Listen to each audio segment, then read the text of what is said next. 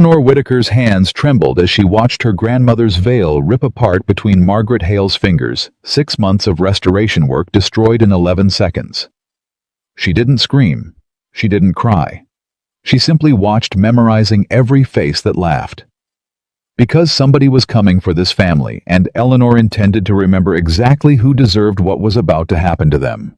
If you believe quiet women remember everything, subscribe and stay until the end. Comment the city you're watching from. I read every single one. A sharp, tearing crack that split through the upstairs chamber of the Hale estate like a rifle shot, fired too close to the ear. Eleanor Whitaker did not scream. She stood perfectly still in the center of the room, her hands still raised in the position they had been in a moment before, reaching toward the veil that no longer existed as anything whole. Margaret Hale held one half of it. Lydia Hale held the other. Between them, in shredded ribbons of ivory silk and hand-stitched colonial lace, lay 6 months of Eleanor's life. "Oh," Margaret said, tilting her head as though admiring a piece of art she had just finished rather than destroyed. "Did that mean something to you?" Eleanor's mouth opened, but no sound came. The veil had belonged to her grandmother, then to her mother. It had crossed the Atlantic, folded inside a cedar chest, had survived a house fire.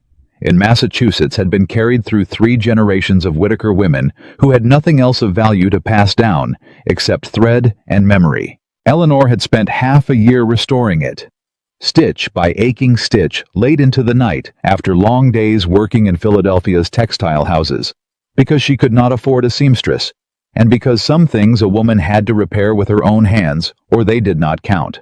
"You're still a miller's daughter playing dress-up," Lydia said, dropping her half of the veil onto the floor, as though it were nothing more than a soiled rag. "Did you really believe Jonathan's family was going to let you wear something so common down our aisle?" Eleanor looked down at the fabric scattered across the polished wood floor. She did not move to pick it up, not yet, because something inside her chest had gone very quiet, very still. The kind of stillness that came right before a storm broke, not after it had passed. "Why?" Eleanor said finally, her voice low and steady. "Would you do this?"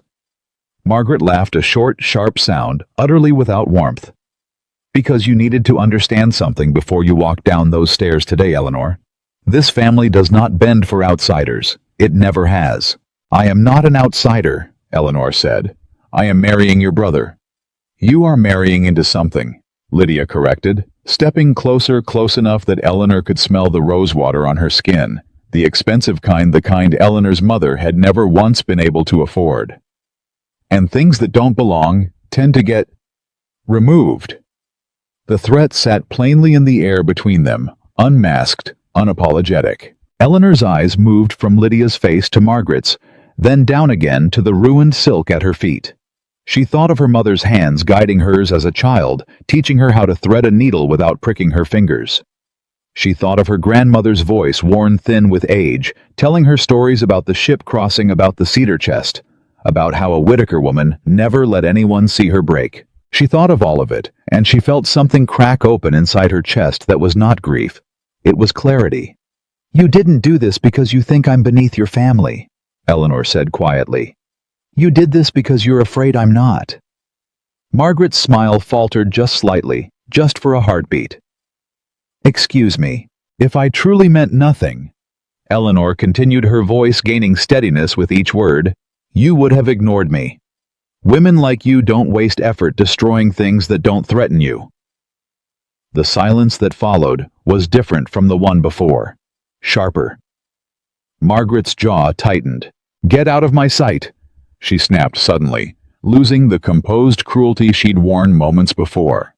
"The wedding starts in 2 hours. I suggest you find something else to wear, Miss Whitaker, since you clearly can't be trusted to keep nice things intact."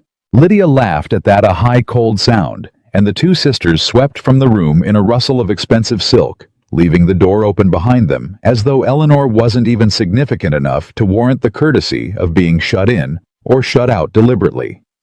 Eleanor stood alone.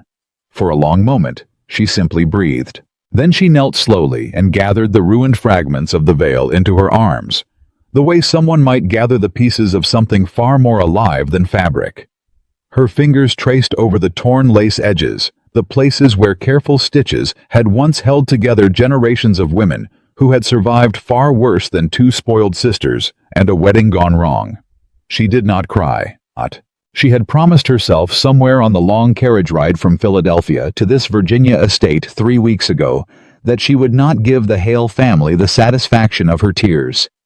Whatever they did, whatever they said. She intended to keep that promise. The door creaked. Eleanor looked up to see Jonathan Hale standing in the doorway dressed in his wedding clothes, his cravat slightly askew, as though he'd been rushing. For a moment, hope flickered in her chest. Small, stubborn, foolish hope that he had come because he'd heard, because he understood, because he was about to do something that would prove all the doubt she'd been suppressing for months was misplaced. Then his eyes landed on the veil in her hands, and his face shifted into something closer to discomfort than outrage. "Eleanor," he said carefully. "What happened?" "Your sisters happened," she said. Jonathan's jaw tightened, but he did not move closer. He stayed exactly where he was framed in the doorway, as though some invisible line kept him from crossing fully into the room, into her grief. "They tore it," Eleanor said, holding up the largest remaining piece. "On purpose, while I watched." "Eleanor, this was my grandmother's," she continued, her voice cracking now, despite her best efforts, the careful composure she'd built, finally splintering. "It crossed an ocean. It survived a fire. It is the only thing of value my family has ever owned, and your sisters tore it apart like it was nothing because I am nothing to them." Jonathan exhaled slowly, running a hand through his hair. A gesture Eleanor recognized, the gesture he made whenever he was trying to manage a problem rather than feel it. "We cannot turn this into a scene today," he said. "Not with the guests arriving, not with my father's business partners watching every detail of this wedding." Eleanor stared at him. "A scene?" she repeated. "You know how my family is." Jonathan continued, his voice taking on the placating tone she had heard him use on his mother, on difficult clients, on anyone he needed to manage rather than truly engage. "Margaret and Lydia can be difficult, I know that, but—" "Difficult," Eleanor said. "Is that what we're calling this?" "It's just fabric, Eleanor." Jonathan said it gently, as though he were being kind by saying it, as though he believed this was the comforting thing to offer her. "We can commission another veil. There's a seamstress in Boston who does excellent restoration work. I'll send for her myself. I promise you'll have something even more beautiful for the actual ceremony." "It's not just fabric. I know it means something to you, but in the larger picture—" "Stop," Eleanor said. The single word landed heavily in the room, and Jonathan actually stopped, startled by the sharpness in her voice. Eleanor set the remains of the veil down gently on the dressing table beside her, smoothing the torn lace with careful fingers, even though there was no saving it now, simply because her hands needed something gentle to do while the rest of her was shaking apart. "You keep saying, 'in the larger picture,'" she said slowly. "As though my grandmother's memory, my mother's hands, 6 months of my own labor restoring something irreplaceable, as though all of that is a small, inconvenient detail standing in the way of your family's perfect wedding day. That's not what I—" "Then tell me what you meant, Jonathan." Eleanor turned to face him fully now, and something in her posture had changed, straightened, hardened, in a way that made him take an involuntary step backward. "Tell me you understand why this matters. Tell me you're angry on my behalf. Tell me you intend to walk into that hallway right now and tell your sisters that what they did was cruel and unacceptable." Jonathan was quiet for a long moment. Too long. "Eleanor," he finally said, "you have to understand the position I'm in. My father's entire business depends on the alliance this wedding represents. The shipping contracts, the land negotiations, Margaret and Lydia, whatever their faults, they are still my sisters. I cannot simply—" "You cannot simply defend me," Eleanor said flatly. "That's what you're telling me." "I didn't say that."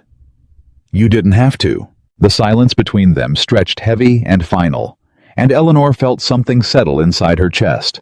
Not anger, though anger was certainly present, burning low and steady beneath her ribs. What she felt was closer to understanding.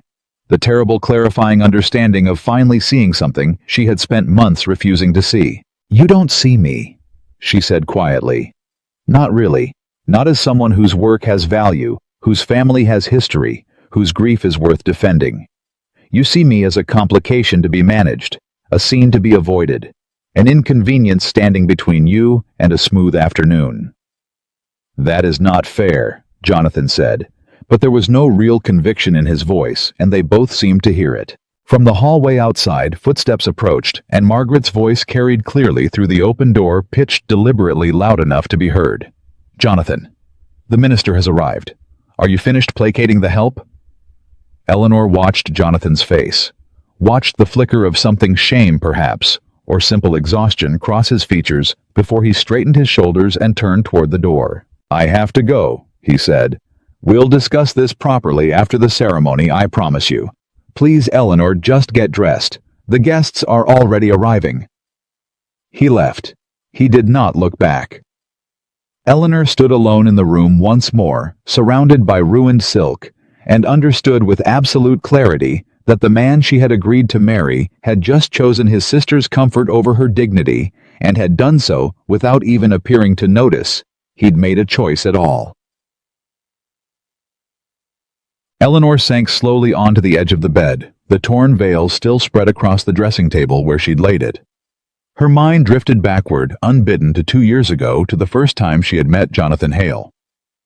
She had been working in a Philadelphia textile restoration shop, carefully repairing a damaged tapestry that had belonged to one of the city's oldest families, when Jonathan had walked in beside his father to discuss commissioning new draperies for their townhouse. He had noticed her hands first, the careful, precise movements as she worked the needle through delicate fabric, and then he had noticed her face when she looked up, startled by his attention.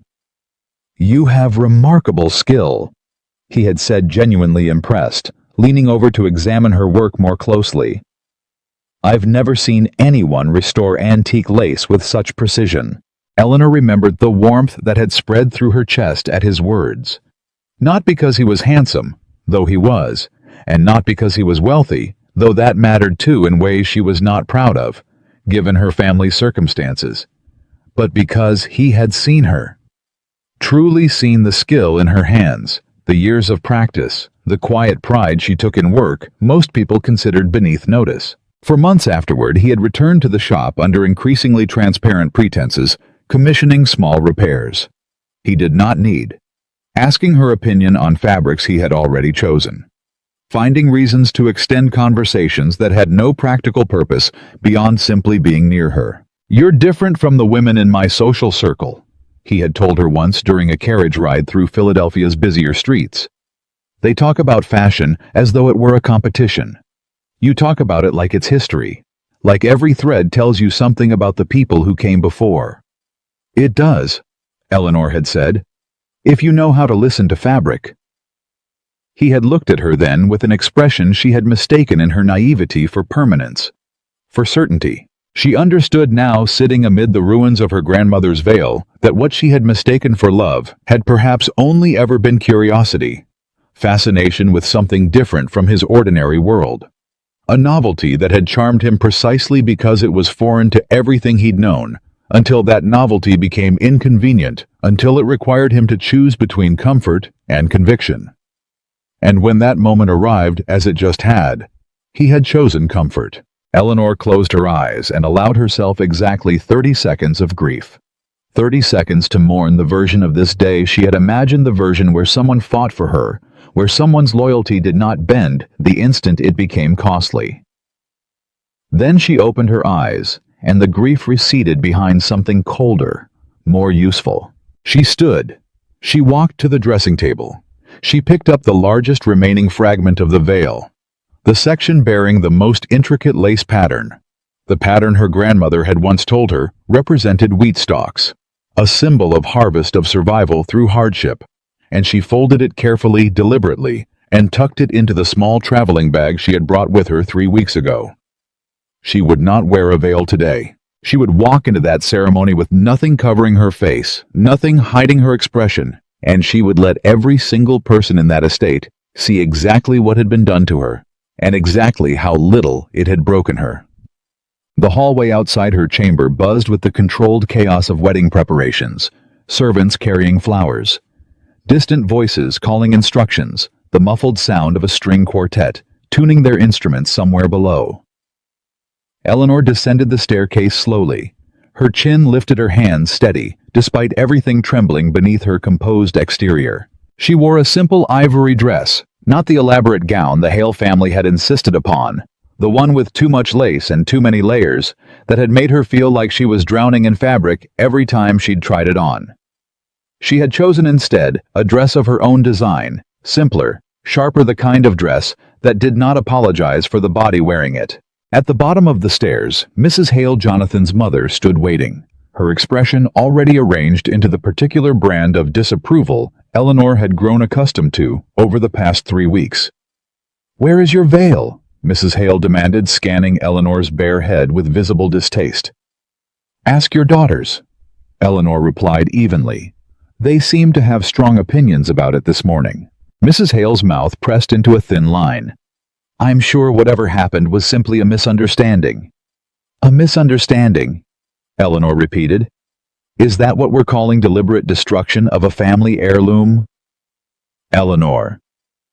Mrs. Hale's voice carried the warning tone of someone accustomed to ending conversations with a single word.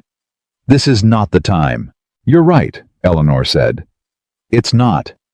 But I imagine there will be a time, Mrs. Hale, and when it arrives, I don't believe your family will enjoy the conversation nearly as much as you've enjoyed humiliating me these past 3 weeks. She did not wait for a response.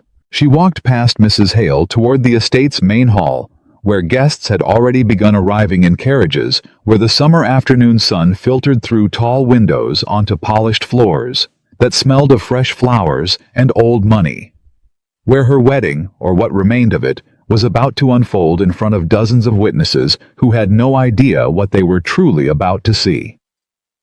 In the main hall, the guests had gathered in clusters of expensive silk and murmured conversation. Eleanor recognized several faces from Philadelphia society business associates of the Hale family, distant relatives who had traveled considerable distances for an event that was supposed to cement two powerful families together. She positioned herself near the side entrance, watching the room with the detached clarity of someone observing a scene from a great distance, even as her body remained physically present within it. Margaret approached her first, her expression a mask of false concern that did not reach her eyes. "No veil?" Margaret asked, her voice pitched just loud enough for several nearby guests to hear. "How unfortunate. Though perhaps it's for the best. Some traditions simply aren't meant for everyone. Some traditions," Eleanor said calmly, "are meant for people who understand the value of what they're destroying." Margaret's smile flickered. "I beg your pardon." "Nothing," Eleanor said.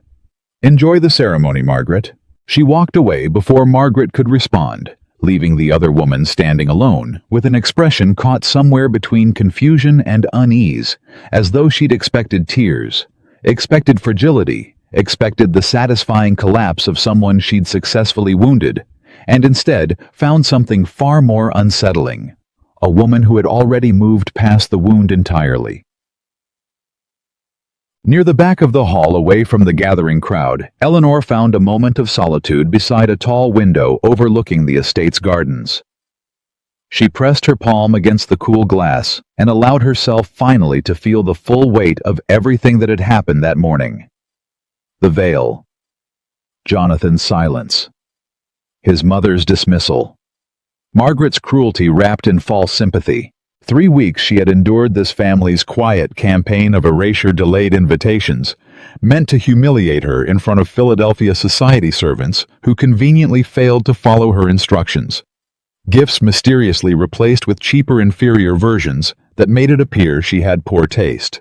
She had told herself each time that dignity meant silence, that rising above their cruelty meant refusing to acknowledge it, that Jonathan would eventually see the pattern, would eventually choose to protect her the way a husband should protect his wife.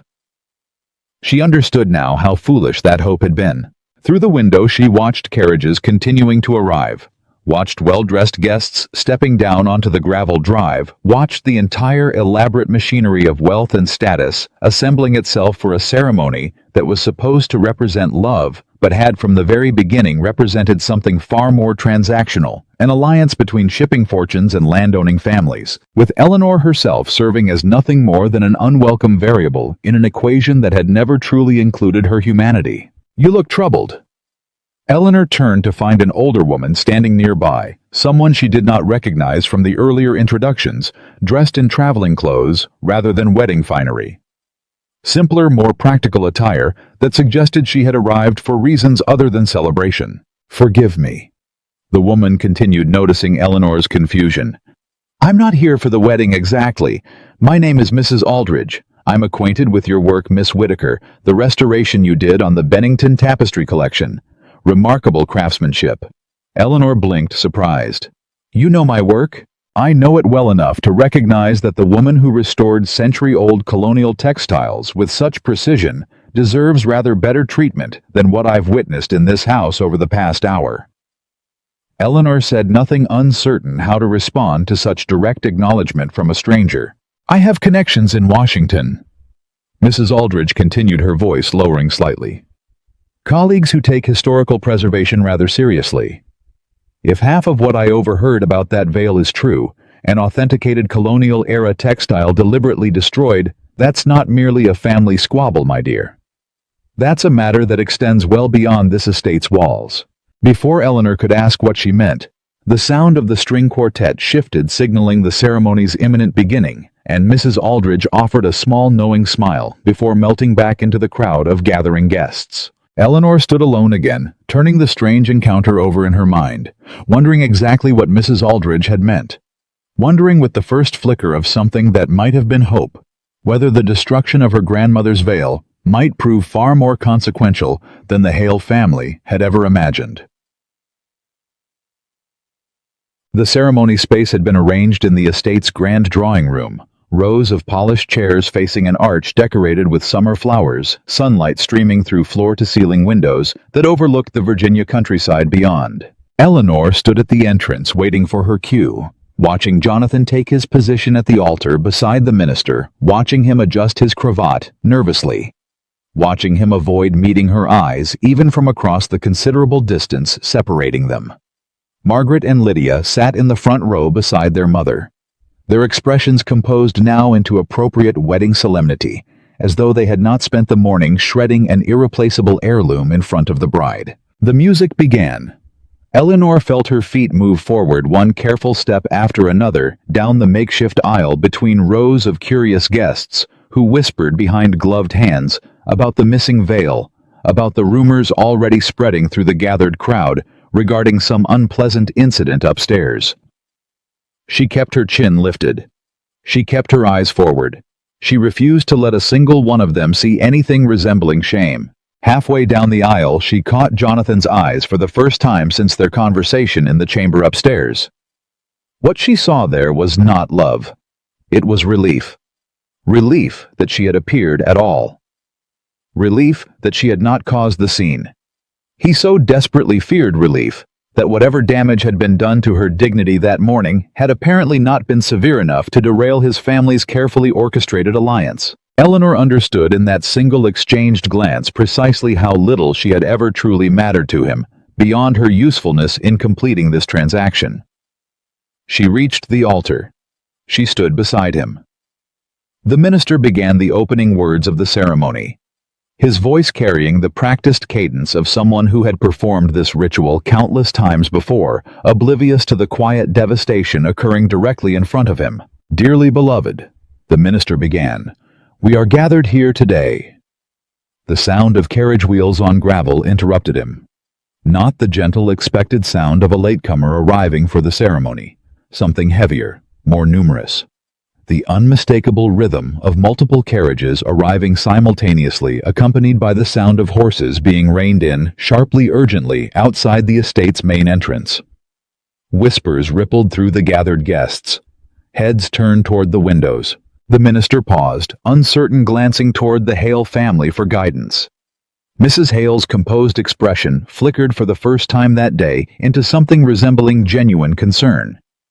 Through the tall windows, Eleanor could see figures dismounting from the carriages outside, men dressed not in wedding finery, but in formal coats, bearing the unmistakable insignia of federal authority, moving with the deliberate purpose of men who had not traveled this distance for celebration. The estate's front doors opened.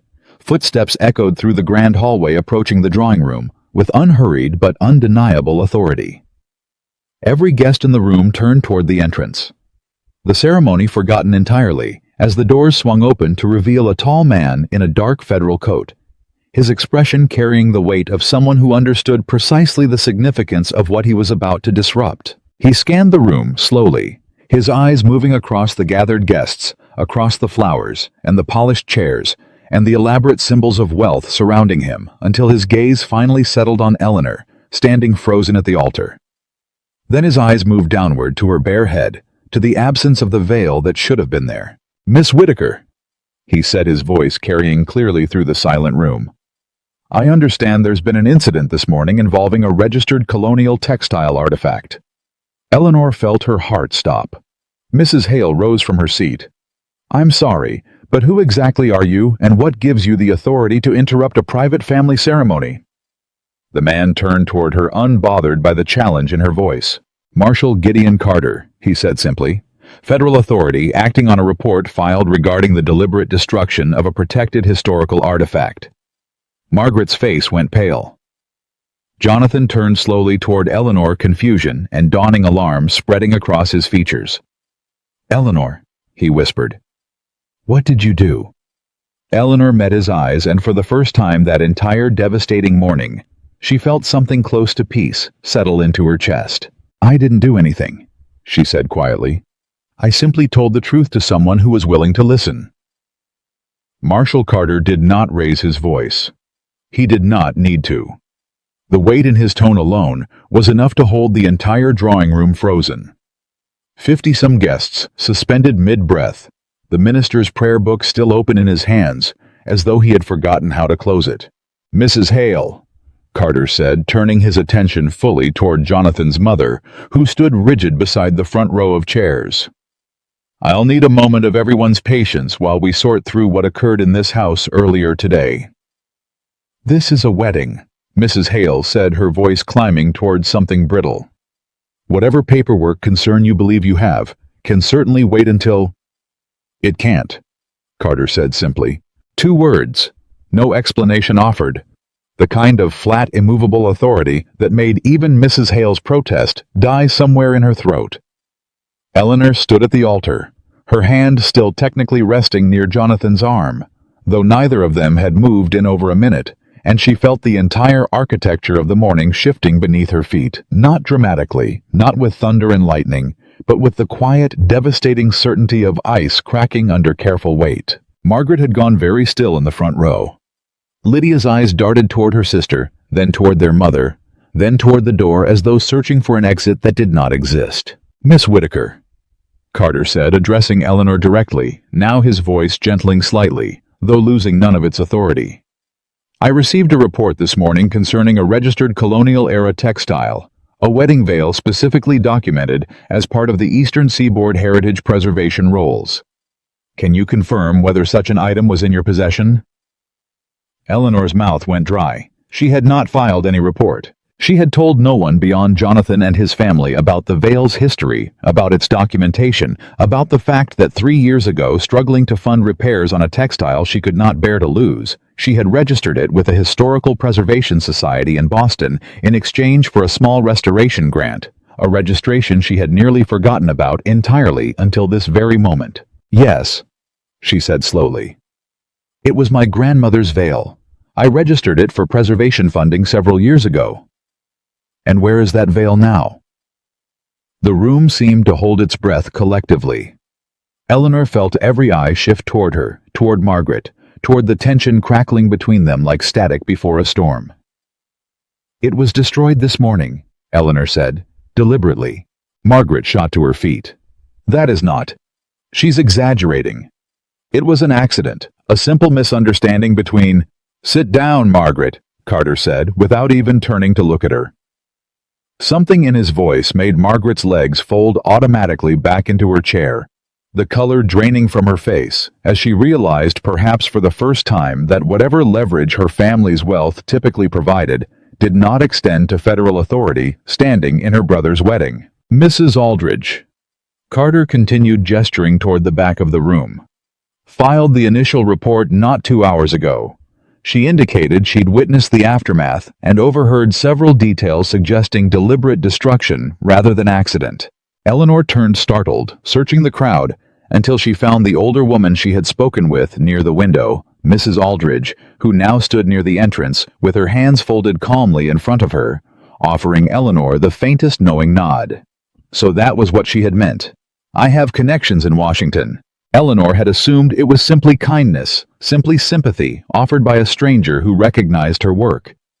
She had not understood until this exact moment that Mrs. Aldridge had meant something far more literal, that the woman had walked directly from their conversation to file an official report with federal authorities before the ceremony had even begun. This is absurd, Mrs. Hale said, her composure cracking further with each passing second.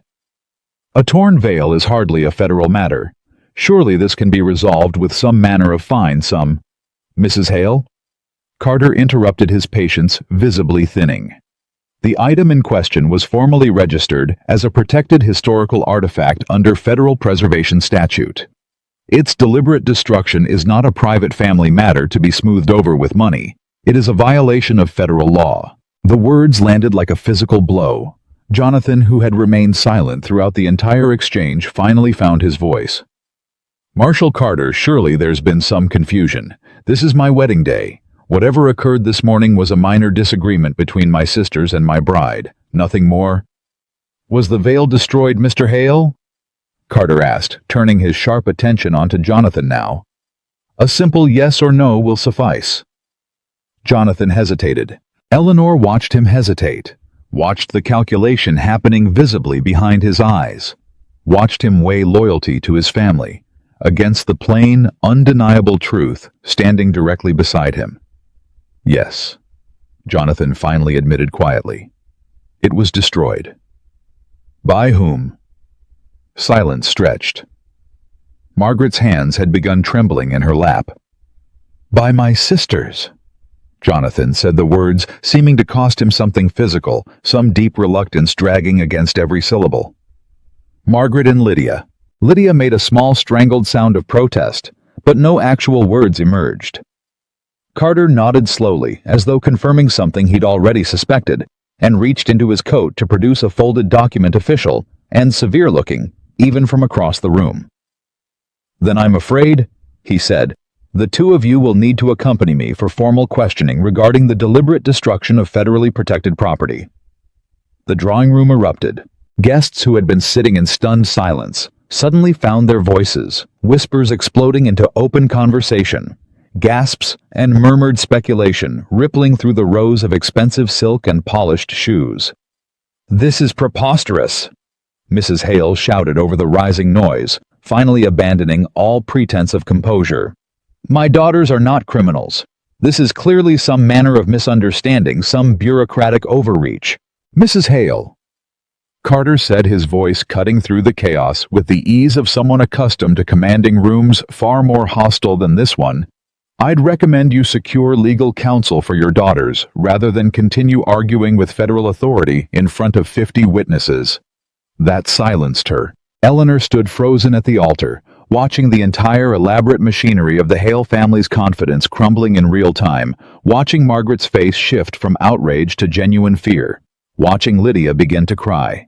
Not from remorse, Eleanor suspected, but from the sudden terrifying realization that consequences existed for people like her after all. This is your doing, Margaret hissed, twisting in her seat to glare directly at Eleanor. You did this. You planned this from the very beginning, didn't you? Pretending to be some humble little seamstress while secretly plotting to destroy our family? Margaret, Carter said sharply. Another outburst like that, and I'll add obstruction to the list of concerns I'm bringing back to Washington. Margaret's mouth snapped shut, though her eyes remained locked on Eleanor with an expression of pure, undisguised hatred.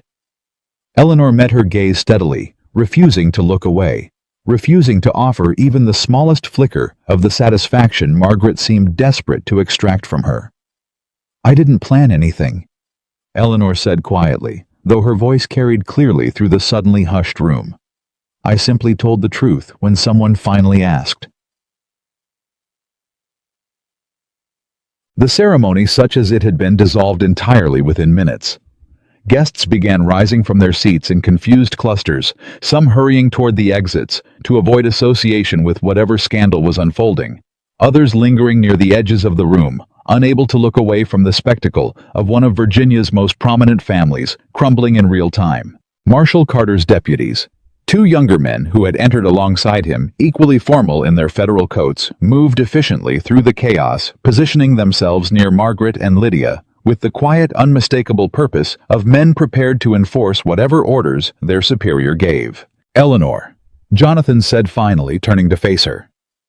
Fully, his expression a tangled mess of confusion, fear, and something that might have been desperate hope that she would somehow fix this for him. "You have to tell them this is a misunderstanding. Tell them it was an accident. Please." Eleanor looked at him for a long moment. "I won't lie for your family, Jonathan. They're going to arrest my sisters. They destroyed something irreplaceable," Eleanor said, her voice steady despite the storm raging beneath her composed exterior. "Something that belonged to my grandmother. Something I spent 6 months restoring with my own hands. And you stood in that room this morning and told me it was just fabric." Jonathan flinched as though she'd struck him. "I didn't mean—" "You meant exactly what you said," Eleanor interrupted.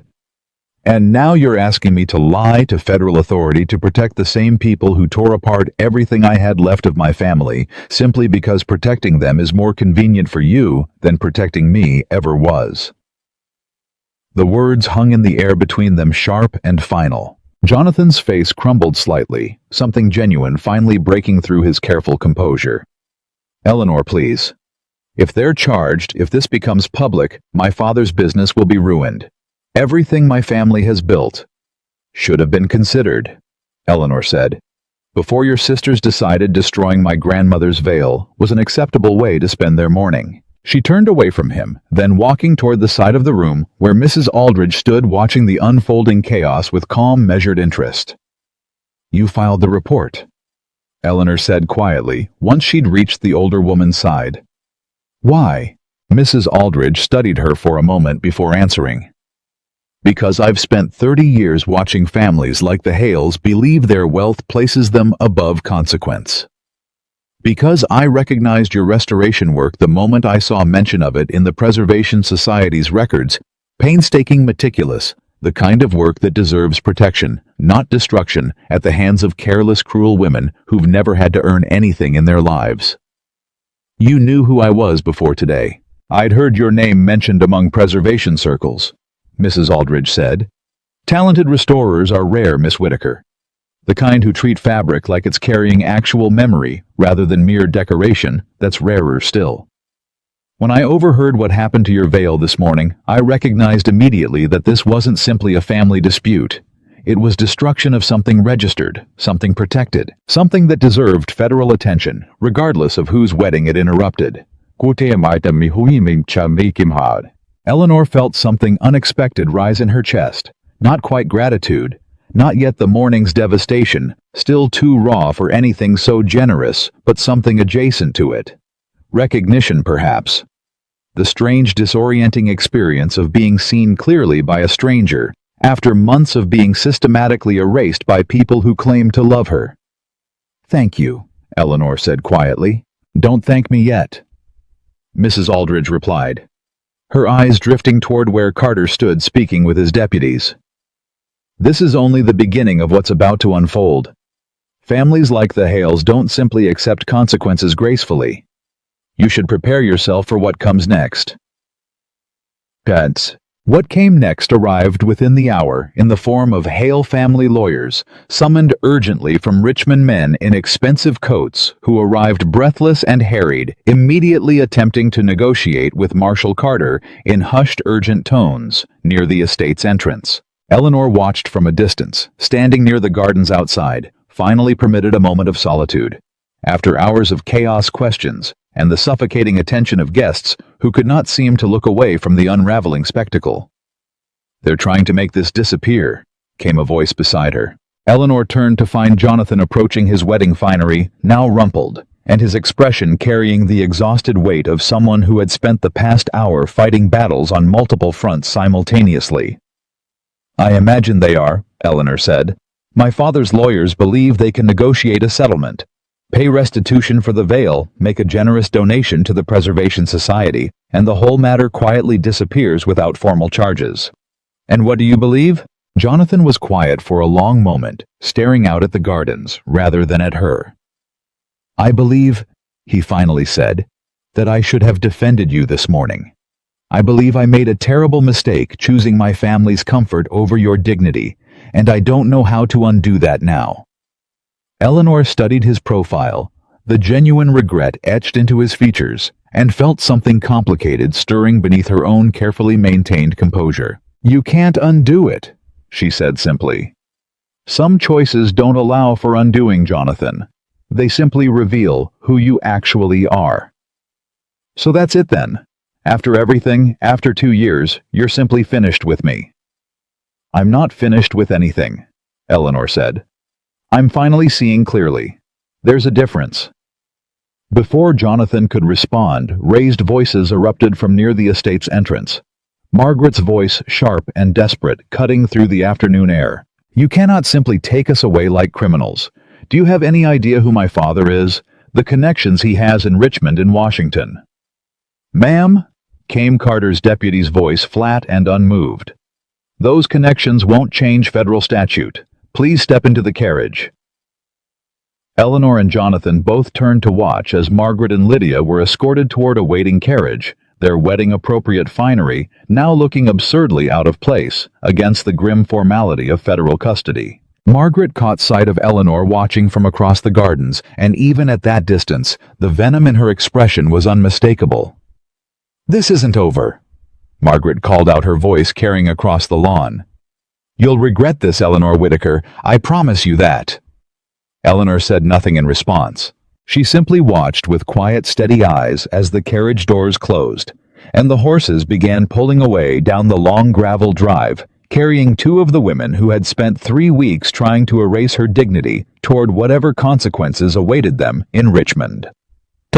The remaining guests had largely dispersed by late afternoon, the elaborate wedding preparations now standing abandoned, an absurd, untouched cake wilting flowers, chairs arranged for a ceremony that would never reach its conclusion. Eleanor found herself alone in the estate's gardens as evening approached, the summer air finally cooling after the suffocating heat of the day's events.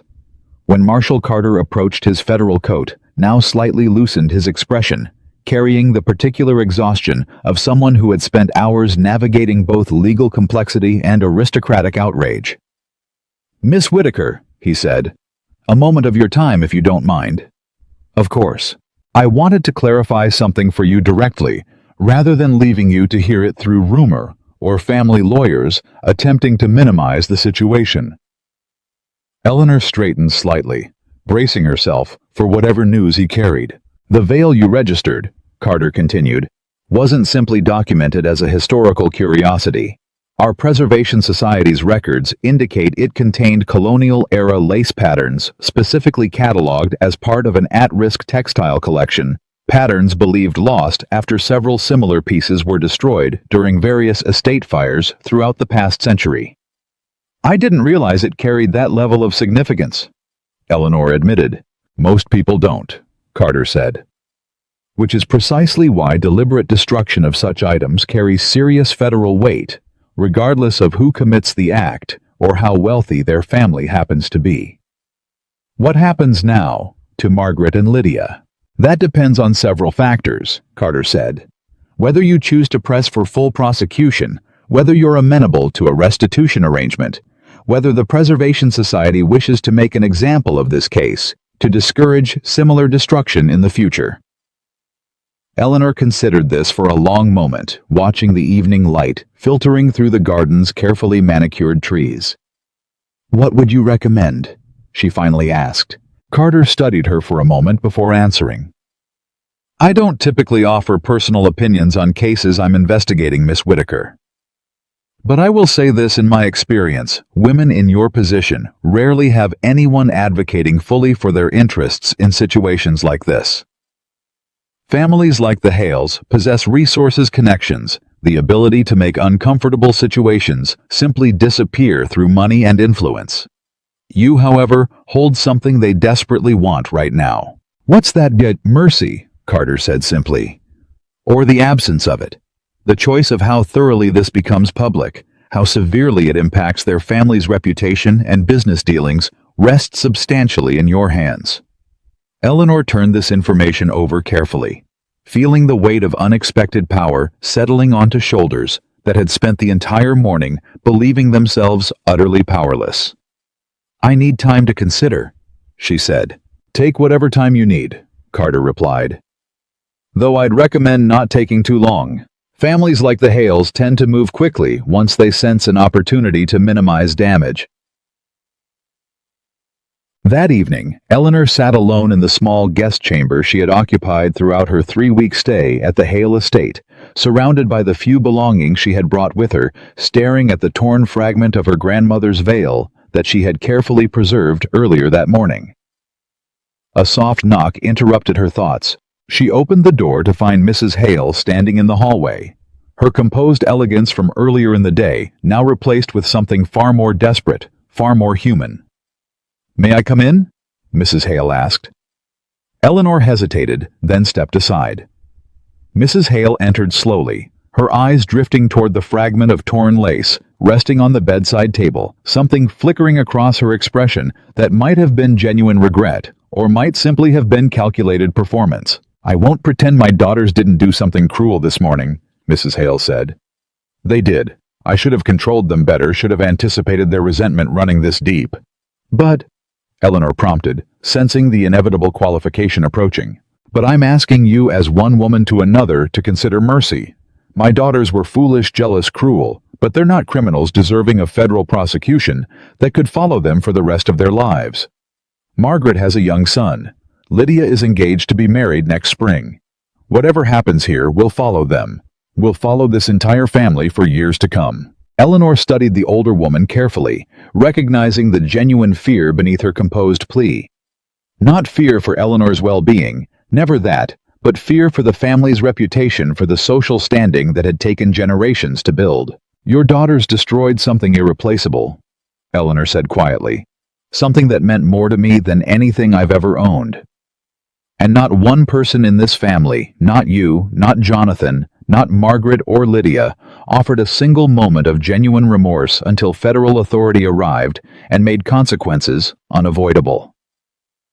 "I understand your anger." "I don't think you do," Eleanor interrupted, her voice steady but carrying an edge of finality. "I don't think anyone in this family has ever truly understood what it means to have nothing, to build something precious from nothing, and to watch people who have everything destroy it simply because they could." Mrs. Hale was quiet for a long moment. "What will you do?" she finally asked. Eleanor looked toward the window, toward the darkening Virginia sky, and felt the weight of the decision settling fully onto her shoulders for the first time. "I don't know yet," she admitted. "But I know this much: I won't decide based on what's convenient for your family. I've spent 3 weeks making myself smaller, quieter, more accommodating to protect everyone's comfort except my own. That ends today." Mrs. Hale's composure finally cracked entirely, tears welling in eyes that had remained dry and dismissive throughout the entire devastating day. "Please," she whispered. "I'm begging you, Eleanor. Whatever you think of us, whatever we deserve, my daughters are still my children." "And my grandmother's veil," Eleanor said quietly, "was still irreplaceable." She moved toward the door gently but firmly, indicating the conversation had reached its conclusion. Mrs. Hale lingered for a moment longer, then finally departed, leaving Eleanor alone once more with her thoughts, with the torn fragment of lace, and with a decision that would determine not only the fate of the Hale daughters, but the entire trajectory of her own uncertain future. Late that night, unable to sleep, Eleanor wandered down to the estate's empty drawing room, where remnants of the abandoned wedding still lingered, wilted flowers, and untouched cake chairs, arranged for guests who had long since departed.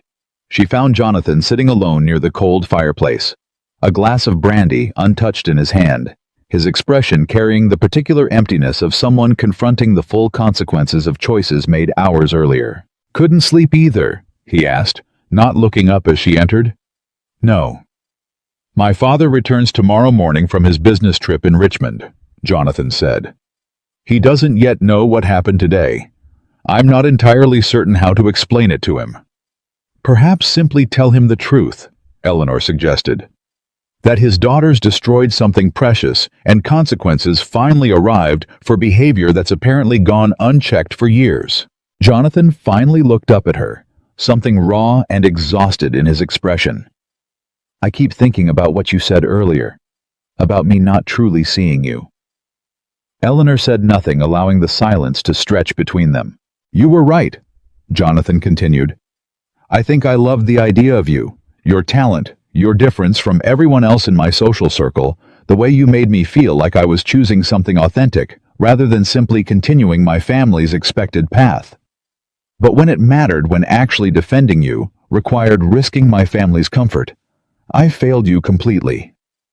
"Yes," Eleanor said simply. "You did. Is there any way to fix this between us?" Eleanor considered the question carefully, searching herself for any remaining flicker of the hope she had once carried so confidently into this engagement. She found very little. "I don't think so," she finally said. "Not because I can't forgive imperfection, Jonathan. Everyone fails sometimes. But because what happened today wasn't a single failure, it was the final, undeniable confirmation of a pattern I'd been ignoring for months. You will always choose your family's comfort over my dignity when it truly matters. I can't build a life with someone who's already shown me that truth so clearly." Jonathan absorbed this in silence, his shoulders slumping further with each passing second. "What will you do now?" he asked. "I don't know," Eleanor admitted. "But I know I won't be staying in this house any longer than necessary." She turned to leave, then paused at the doorway, looking back at the man she had once believed she would spend her entire life beside. "For what it's worth," she said quietly, "I do believe you're capable of genuine remorse, Jonathan. I simply don't believe remorse alone is sufficient to undo the damage already done." She left him alone with his brandy and his regret, walking back through the darkened hallways of the Hale estate toward her temporary chamber, carrying with her the torn fragment of her grandmother's veil and the absolute certainty that whatever came next in her life would not include returning to the comfortable erasure she had endured for the past 2 years. The following morning arrived with unexpected visitors. Eleanor was packing her few belongings into her traveling case when a sharp knock interrupted her preparations.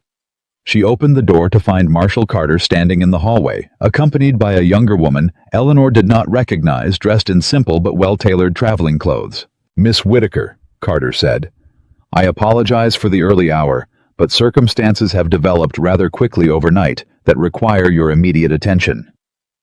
"What circumstances?" "This is Miss Caroline Webb," Carter said, gesturing toward his companion. "She represents the National Textile Preservation Office in Washington. News of yesterday's incident traveled faster than anticipated, and apparently your situation has attracted considerable interest."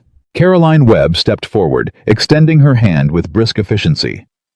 "Miss Whitaker, I won't waste your time with excessive formality. Your restoration work has been discussed within preservation circles for some time now. The Bennington tapestries, several pieces from the Charleston Historical Society. When word reached our office that a registered colonial artifact had been deliberately destroyed by the very family attempting to absorb you into their social circle, several of my colleagues found the situation rather compelling, beyond simply its legal implications."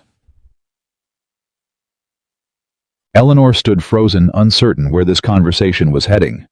"Compelling in what sense?" she asked carefully. "Our office has been searching for a skilled restoration specialist to oversee a significant new initiative," Caroline continued. "Cataloging and preserving textile artifacts from the early Republic period before further pieces are lost to neglect, fire, or—" Her eyes flickered briefly toward the direction of the main estate. Deliberate destruction. We believe your skill combined with your evident dedication to preserving family heritage, despite considerable personal cost, makes you precisely the candidate we've been seeking. Eleanor's breath caught. You're offering me a position? I'm offering you the opportunity to discuss one formally in Washington, Caroline clarified. Though I'll be direct, Miss Whitaker, given everything I've learned about yesterday's events, and given the quality of work I've personally examined from your portfolio, I anticipate that conversation concluding rather favorably for both parties. Eleanor looked between Caroline Webb's confident expression and Marshall Carter's steady, encouraging nod, feeling something shift fundamentally within her chest. Not quite hope, not yet the previous day's devastation, still too raw for anything so unguarded, but something adjacent to possibility. I would need to consider the practical details, Eleanor said carefully. Housing compensation, the scope of responsibilities. Of course, Caroline said. Nothing needs deciding this instant, but I'd encourage you to travel with us to Washington, regardless of your final decision. At minimum, you deserve to see what genuine appreciation for your work actually looks like, rather than continuing to seek it from people who've demonstrated repeatedly they're incapable of providing it. Eleanor glanced back toward her small traveling case, half-packed with the meager belongings she had brought to this estate 3 weeks earlier, believing she was beginning a new life as Jonathan Hale's wife. She thought of her grandmother's voice, worn thin with age, telling stories about resilience, about survival, about Whitaker women who never let circumstance determine their worth. She thought of the torn veil fragment carefully preserved among her belongings, no longer simply a symbol of loss, but perhaps now something closer to a beginning. "Give me 20 minutes, Eleanor said, "and I'll be ready to leave." 20 minutes turned into nearly an hour, not because Eleanor hesitated, but because word of her departure had spread through the estate faster than anyone anticipated, and by the time she descended the staircase with her traveling case in hand, Mr. Hale himself had returned from Richmond, his face carrying the particular fury of a man who had walked directly into a scandal he hadn't authored. "Miss Whitaker," he said, intercepting her at the bottom of the stairs before she could reach the front entrance. "A word, if you please." Eleanor stopped, setting her case down beside her feet. "Mr. Hale, I understand there's been considerable upheaval in my absence." His voice carried the controlled, measured tone of a man accustomed to negotiating shipping contracts, treating this entire devastating affair as though it were simply another deal requiring careful handling. "My daughters have been taken into federal custody. My son's wedding has collapsed entirely.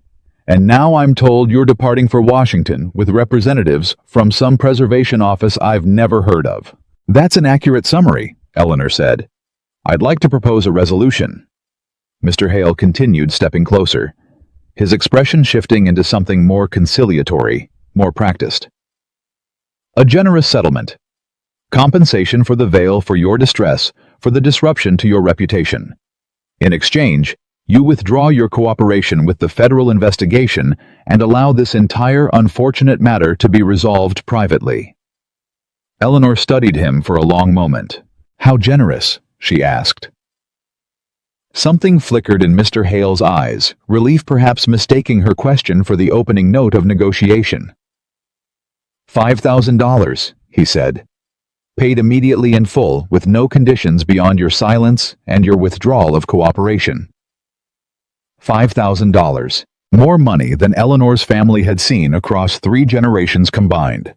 Enough to purchase a home outright, to never again worry about the precarious finances that had defined her entire upbringing. For one disorienting moment, she felt the genuine pull of it, the practical, exhausted part of her that had spent years counting coins, mending torn fabric, not for love of the craft, but for desperate necessity, wondering whether dignity was truly worth more than security. Then she thought of Margaret's cold smile as she tore the veil apart, of Lydia's casual cruelty dragging her fingers through delicate lace like it was nothing more than refuse. Of Jonathan's voice saying, "It's just fabric," as though 6 months of her labor, 3 generations of her family's history, meant absolutely nothing in the face of his comfort. "No," Eleanor said. Mr. Hale blinked clearly, unprepared for refusal. "I beg your pardon. I said no." Eleanor repeated, her voice steady, despite the considerable sum still echoing tantalizingly in her mind. "Your money doesn't restore what your daughters destroyed, Mr. Hale. And it certainly doesn't restore the dignity your entire family stripped from me over these past 3 weeks. 10,000 then." His voice carried an edge of desperation, now the careful businessman's composure cracking slightly. "This is a generous offer, Miss Whitaker. More generous than you'll ever see again in your lifetime." "You misunderstand me," Eleanor said. "This was never about money." "Then what is it about?" Mr. Hale demanded, his frustration finally breaking through entirely. "What exactly do you want from my family?" Eleanor considered the question seriously, allowing herself a moment to feel the full weight of everything that had happened. "I want your daughters to understand that destroying something simply because they're wealthy enough to believe they can doesn't make them untouchable," she said finally. "I want them to learn, even if only once, that consequences exist, regardless of family name or social standing."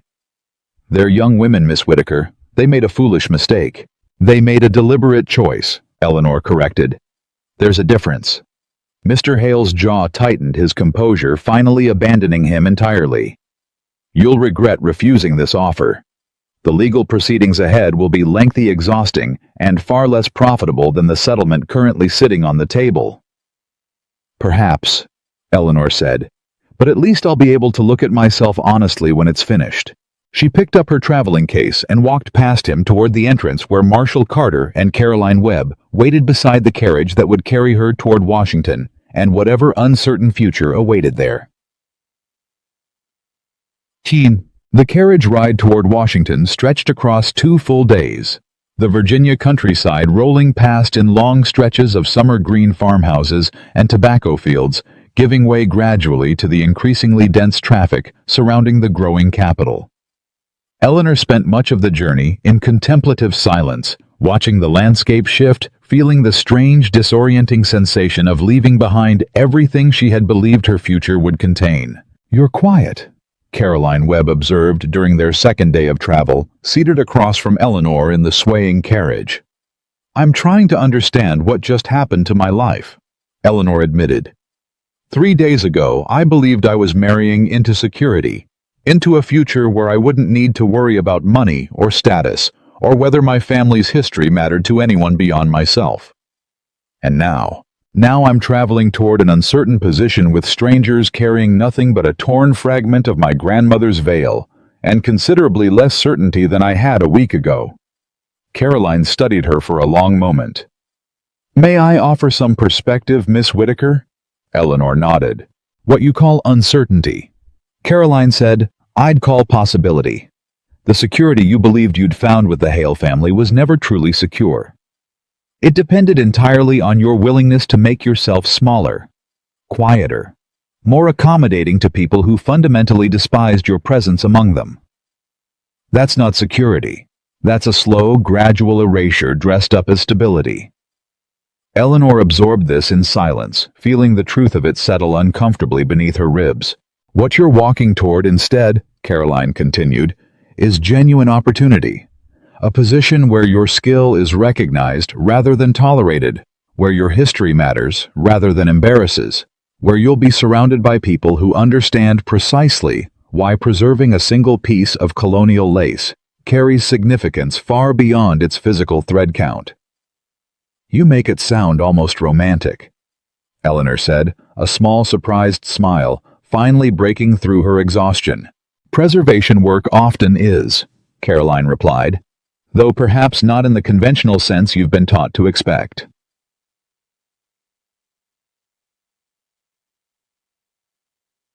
Washington, when they finally arrived, struck Eleanor as a city still defining itself. Grand government buildings rising amid construction scaffolding, broad avenues that seemed almost too wide for the modest traffic currently using them, the unmistakable sense of a capital still growing into the ambitions its architects had imagined for it. The National Textile Preservation Office occupied a modest brick building near the city's center, considerably less grand than Eleanor had imagined, but carrying an atmosphere of purposeful activity that felt immediately different from the suffocating formality of the Hale estate. "Miss Whitaker," came a voice as she stepped through the entrance, and Eleanor turned to find an older gentleman approaching, his hands stained faintly with what appeared to be dye or pigment, his expression carrying genuine warmth rather than practiced courtesy. "I'm Director Thomas Ashford. I've heard a great deal about your work over the past day." "All of it accurate, I hope," Eleanor said. Ashford laughed, a genuine, unguarded sound. "More than accurate. Miss Webb shared details of the Bennington restoration with several of our senior staff yesterday evening, and I confess we spent considerable time examining the documentation rather than attending to more pressing matters." He led her through the building, past rooms filled with careful, methodical work, textiles laid out across long tables, staff bent over magnifying glasses, examining delicate threads, the entire space humming with quiet, dedicated purpose. "This is remarkable," Eleanor said, unable to keep the wonder from her voice, as she observed the careful, reverent handling of fabric pieces clearly centuries old. "It's necessary work," Ashford replied. "Our nation is young. Miss Whitaker still defining its own history, even as that history risks disappearing through neglect fire, and—" his expression turned somber, "as you experienced firsthand sometimes deliberate destruction by those who fail to understand its value." He gestured toward a small office near the back of the building. "Shall we discuss the position properly?" The conversation that followed unfolded with a directness Eleanor had not experienced in months, perhaps years. Ashford laid out the position's responsibilities with careful precision, overseeing restoration projects across the eastern seaboard, training junior restorers in techniques Eleanor had developed through years of independent practice, cataloging at-risk textiles, before further pieces were lost to the same careless destruction that had claimed her grandmother's veil. "The compensation," Ashford continued, sliding a document across the desk toward her, "reflects the seniority of the position, along with housing allowance given your relocation requirements."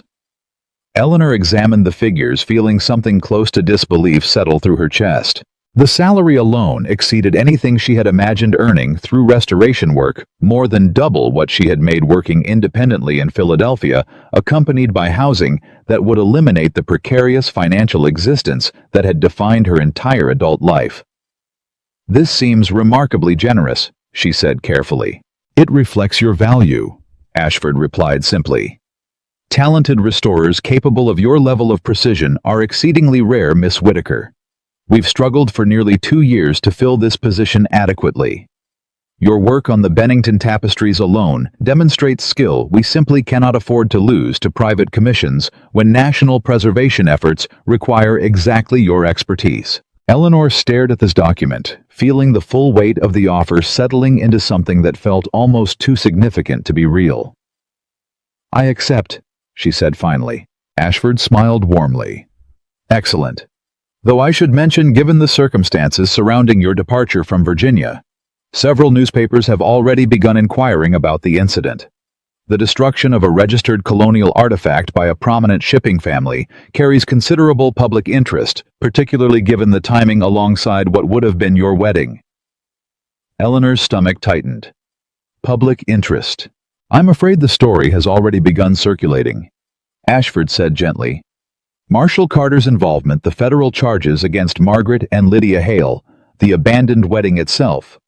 These details have proven rather irresistible to journalists covering both legal affairs and society gossip." Eleanor closed her eyes briefly, absorbing this new complication. "What does this mean for me?" she asked. "It means," Ashford said carefully, "that you may find yourself somewhat more visible than anticipated over the coming weeks. The Preservation Society itself stands to benefit from increased public attention to historical artifact protection, but I won't pretend the personal scrutiny will be entirely comfortable." The scrutiny arrived faster than Eleanor anticipated. Within 3 days of her arrival in Washington, newspapers across the eastern seaboard had picked up variations of the story, some sympathetic framing Eleanor as a wronged bride whose dignity had been violently stripped away by a cruel, wealthy family. Others, considerably less generous, suggesting she had somehow orchestrated the entire scandal to extract herself from an engagement she'd grown tired of, or worse, implying she'd deliberately sought federal intervention to damage the Hale family's reputation out of spite. "Don't read them," Caroline Webb advised. Finding Eleanor seated alone in the preservation office's small library, several newspapers spread across the table in front of her, her expression carrying visible distress. "How can I not?" Eleanor asked. "They're discussing my life as though it's entertainment for strangers' breakfast conversations. Because that's precisely what scandal becomes for people removed from its actual consequences," Caroline said, settling into the chair beside her. "But the opinions of strangers reading newspapers over their morning coffee don't define your reality, Eleanor. Your work does. Your character demonstrated through actual choices, rather than speculation does." Eleanor pushed the newspapers aside, feeling exhausted by the relentless attention. "I never wanted any of this," she admitted. "I simply wanted my grandmother's veil restored properly. I wanted a quiet life, a stable marriage, perhaps eventually a small workshop of my own, where I could continue this work without depending on anyone else's approval." "Sometimes," Caroline said gently, "circumstances force us toward lives considerably larger than the ones we originally imagined for ourselves."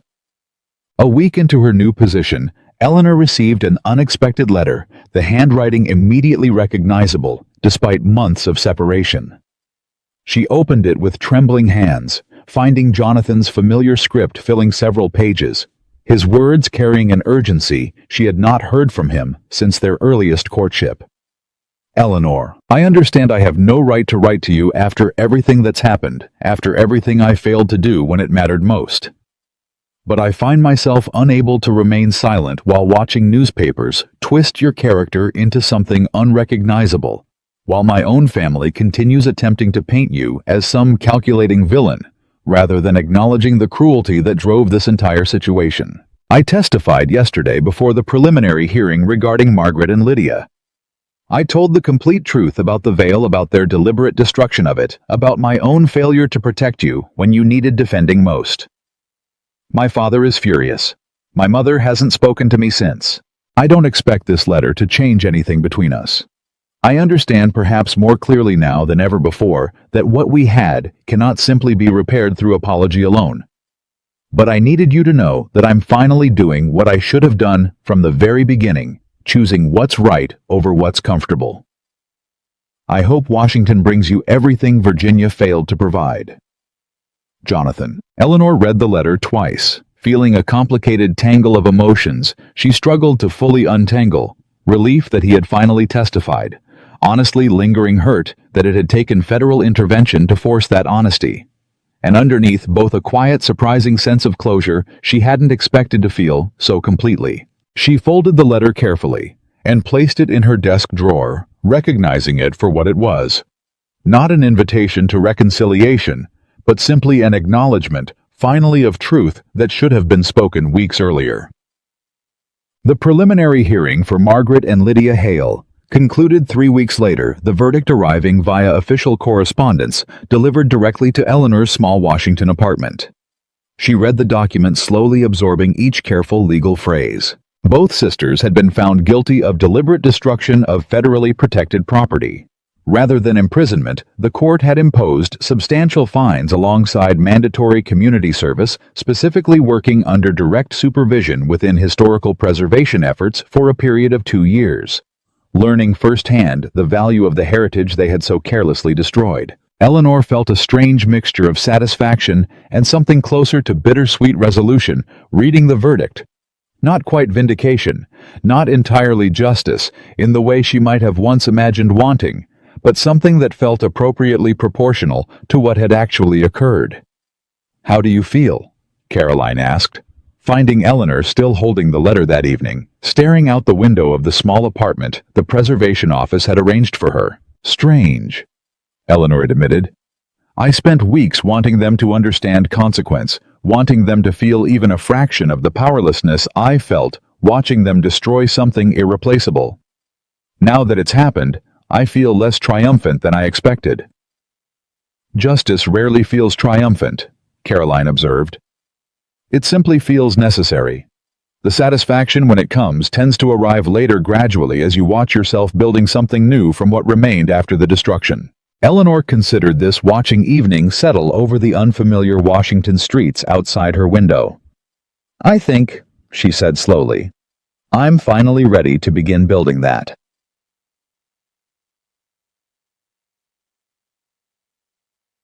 Eleanor's first major restoration project at the National Textile Preservation Office arrived within her second month of employment, a collection of early Republic-era garments salvaged from a Charleston estate that had suffered significant fire damage, the pieces requiring careful, methodical restoration before irreplaceable historical detail was lost entirely. She threw herself into the work with an intensity that surprised even her senior colleagues, spending long hours bent over delicate fabric.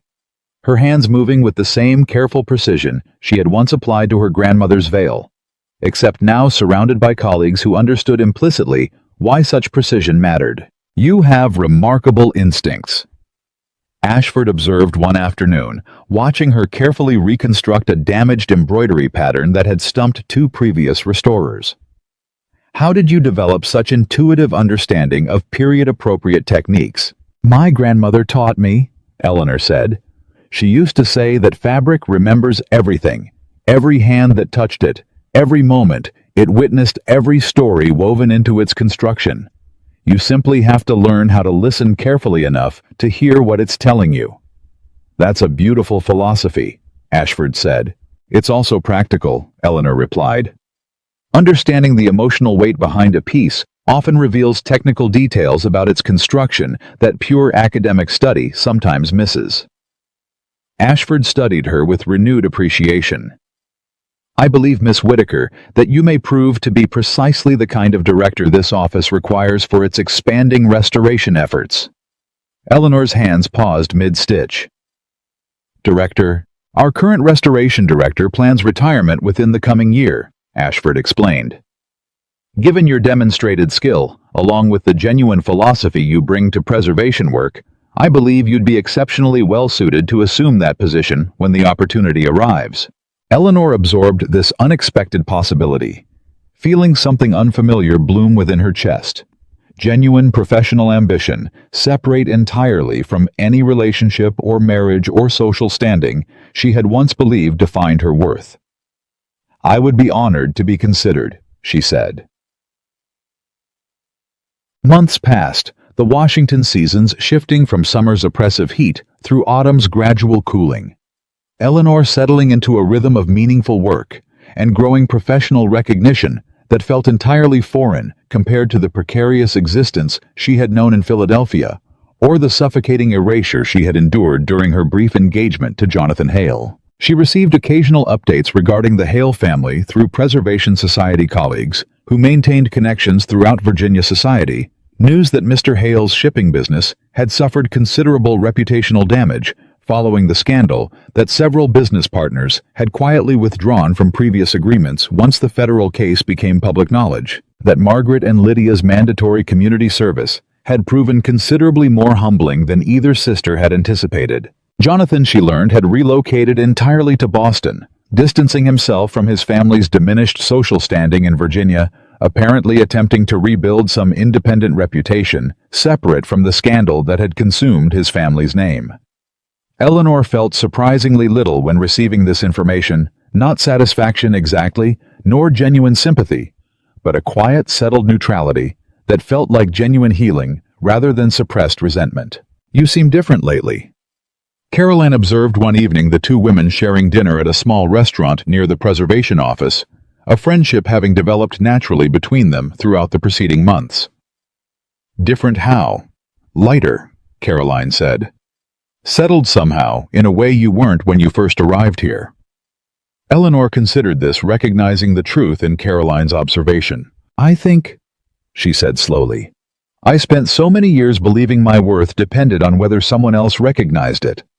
Whether Jonathan saw me clearly, whether his family accepted me, whether marriage into their social standing would finally make me feel secure and valued. I never considered that I might find that security and value through my own work, my own choices entirely separate from anyone else's approval. That's precisely what genuine independence feels like, Caroline said, raising her glass slightly in a small private toast. Took you long enough to discover it. Eleanor laughed genuinely, for what felt like the first time in months. As autumn deepened toward winter, Eleanor received word that Marshal Carter would be passing through Washington on official business, accompanied by an invitation to dinner extended through Ashford's office. She accepted, curious about the man whose intervention had so dramatically altered the trajectory of her entire life. They met at a modest restaurant near the preservation office, Carter appearing considerably more relaxed than the formal authoritative figure who had interrupted her wedding months earlier. "Miss Whitaker," he greeted warmly.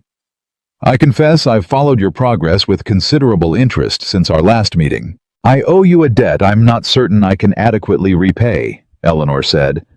"If Mrs. Aldridge hadn't filed that report, if you hadn't arrived when you did, I'm not certain what my life would look like today." "Mrs. Aldridge deserves the credit," Carter said. "I simply responded to a legitimate report regarding federal property destruction.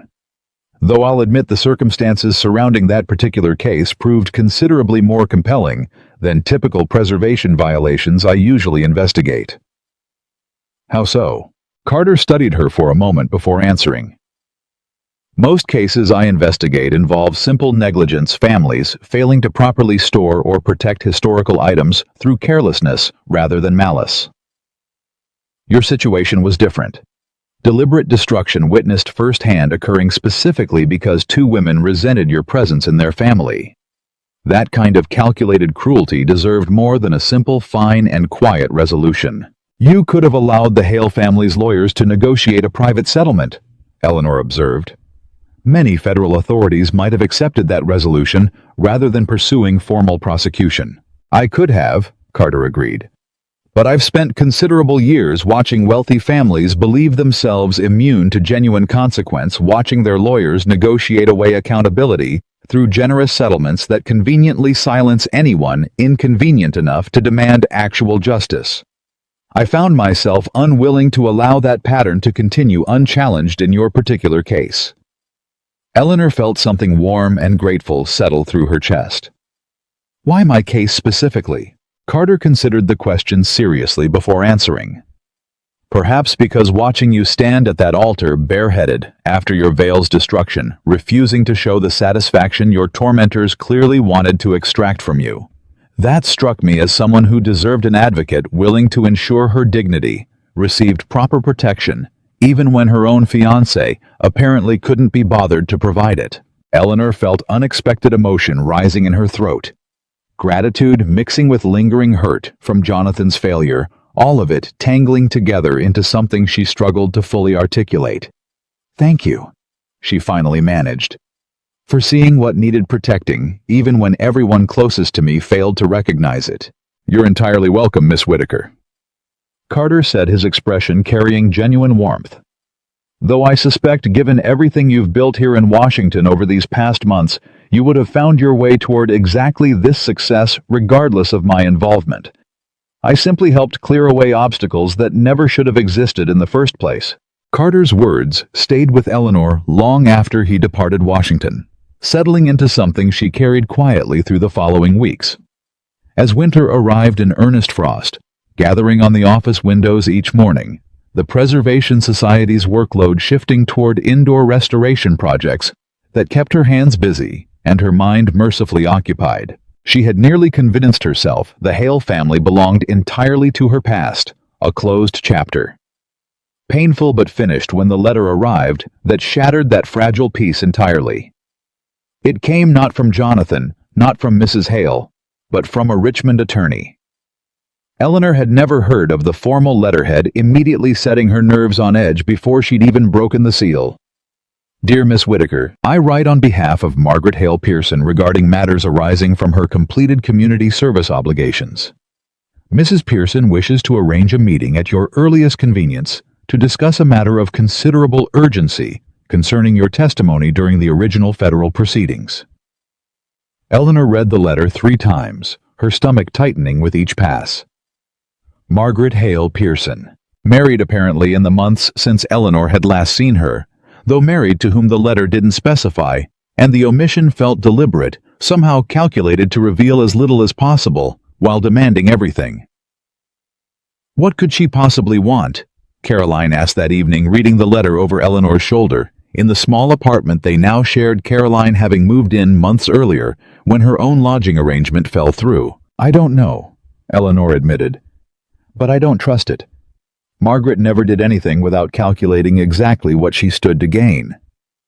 "You don't have to respond," Caroline pointed out. "You completed your obligations as a witness. The case concluded months ago. Whatever she wants now isn't your responsibility." Eleanor stared at the letter, feeling old instincts warring against newer ones. The instinct toward silence and avoidance that had defined her 3 weeks at the Hale estate, and the harder-won instinct toward direct confrontation that Washington had taught her to value. "I think I need to hear what she has to say," Eleanor finally said. "If only to finally close this completely, rather than wondering for years what unfinished business still lingers." The meeting took place 2 weeks later in a private parlor at a modest Washington hotel, Margaret having traveled from Richmond specifically for the purpose, accompanied by her attorney and, surprisingly, her younger sister Lydia. Eleanor arrived with Marshal Carter at her side, not officially, not in any federal capacity, but simply as a friend whose presence she had requested, uncertain what manner of confrontation awaited her, and unwilling to face it entirely alone. Margaret looked different than Eleanor remembered, thinner. Perhaps the careful composure she'd once worn like armor, now replaced with something more brittle, more exhausted. "Miss Whitaker," Margaret said, rising as Eleanor entered. "Thank you for agreeing to meet. Your letter mentioned urgency," Eleanor said, taking the seat across from her, declining the false pleasantries that had once governed every interaction between them. "I'd appreciate you explaining what exactly requires such urgency, given that our last conversation ended with federal charges and considerable animosity." Margaret's jaw tightened slightly, but she nodded, accepting the directness without protest. "My husband," she began, "discovered the details of what happened in Virginia shortly before our wedding. The federal case, the community service, all of it. He'd known some surface details naturally. It was hardly possible to keep something so public entirely secret. But the full scope, the deliberate cruelty involved, he learned only recently." "And," Eleanor prompted, "and he's threatening to leave me," Margaret said, her voice cracking slightly despite obvious effort to maintain composure. "He says he cannot remain married to someone capable of such calculated viciousness, someone who destroyed an innocent woman's family heirloom simply from jealousy and cruelty." Eleanor felt no immediate sympathy, though she recognized the genuine distress in Margaret's voice. "What exactly do you want from me?" Eleanor asked. "A letter," Margaret said quickly, leaning forward with sudden urgency. "Something stating that the destruction was accidental, that I've shown genuine remorse, that you've forgiven me entirely. Something I can show my husband, something that might convince him to reconsider." Eleanor sat back, absorbing the audacity of the request. "You want me to lie," she said flatly. "Again, for your benefit." "I'm not asking you to lie about everything," Margaret said desperately. "Simply to soften certain details. To suggest the cruelty was less calculated than it appeared." "It was entirely calculated," Eleanor said. "You stood in that room and told me I was a miller's daughter pretending to be a lady. You smiled while tearing apart something that represented 3 generations of my family's history. There was nothing accidental about your cruelty. Margaret and I won't lie to protect you from consequences you created entirely through your own choices." Lydia, who had remained silent throughout the exchange, finally spoke, her voice considerably more subdued than Eleanor remembered from their previous encounter. "We've changed," Lydia said quietly. "The community service working alongside actual preservation experts, seeing firsthand what we destroyed and why it mattered, it changed how we understand what we did." Eleanor studied the younger sister carefully, searching for genuine remorse beneath the desperate circumstances driving this meeting. "Perhaps you have changed," Eleanor acknowledged. "But Margaret's request isn't about genuine remorse, Lydia. It's about damage control. She wants me to lie so her marriage survives, regardless of whether that lie accurately reflects what actually happened. Please, Margaret said, tears finally breaking through her careful composure. I'm begging you, Eleanor. I know I don't deserve your help. I know what I did was cruel beyond reasonable excuse. But my marriage, my entire future, is being threatened by the consequences of your own actions. Eleanor finished. Not by mine. I didn't destroy your marriage, Margaret. You did the moment you chose cruelty over basic human decency. The room fell silent, tension stretching uncomfortably between them. There's something else, Margaret said finally, her voice dropping to something barely above a whisper. Something I haven't told anyone yet. Not my husband. Not my attorney. Not even Lydia. Eleanor felt herself tense, sensing the conversation about to shift into territory she hadn't anticipated. What is it? Margaret hesitated, glancing nervously toward Lydia, before finally meeting Eleanor's eyes directly. The veil, she said slowly. It wasn't simply jealousy that drove me to destroy it. There was another reason. What reason? Margaret's hands trembled visibly, now her composure entirely abandoned. My mother asked me to do it. The words landed like a physical blow, the room going utterly silent as Eleanor absorbed this unexpected revelation. What? Eleanor finally managed. My mother, Margaret repeated. She'd discovered something about your family's history, something she believed would embarrass our family if it became public knowledge before the wedding. She told me to find a way to drive you away before the ceremony, to make the engagement collapse without her fingerprints being directly involved. Eleanor felt the ground shifting beneath her entire understanding of that devastating morning. What did she discover? Margaret glanced toward her attorney, who nodded slightly, apparently having already been briefed on this revelation. Your father, Margaret said carefully. He wasn't simply a textile craftsman who fell on hard financial times as you'd always believed. My mother discovered records suggesting he'd been involved in some manner of financial fraud. Years before your birth, falsified business documents, debts left unpaid across several Massachusetts townships before he relocated and changed his surname entirely. Eleanor's breath caught painfully in her throat. That's not possible, she whispered. My father was an honest man, a hard-working craftsman who changed his name from Whitcomb to Whitaker shortly before your birth. Margaret interrupted gently, though there was no genuine gentleness in delivering such devastating information. My mother's investigators uncovered the records months before the wedding.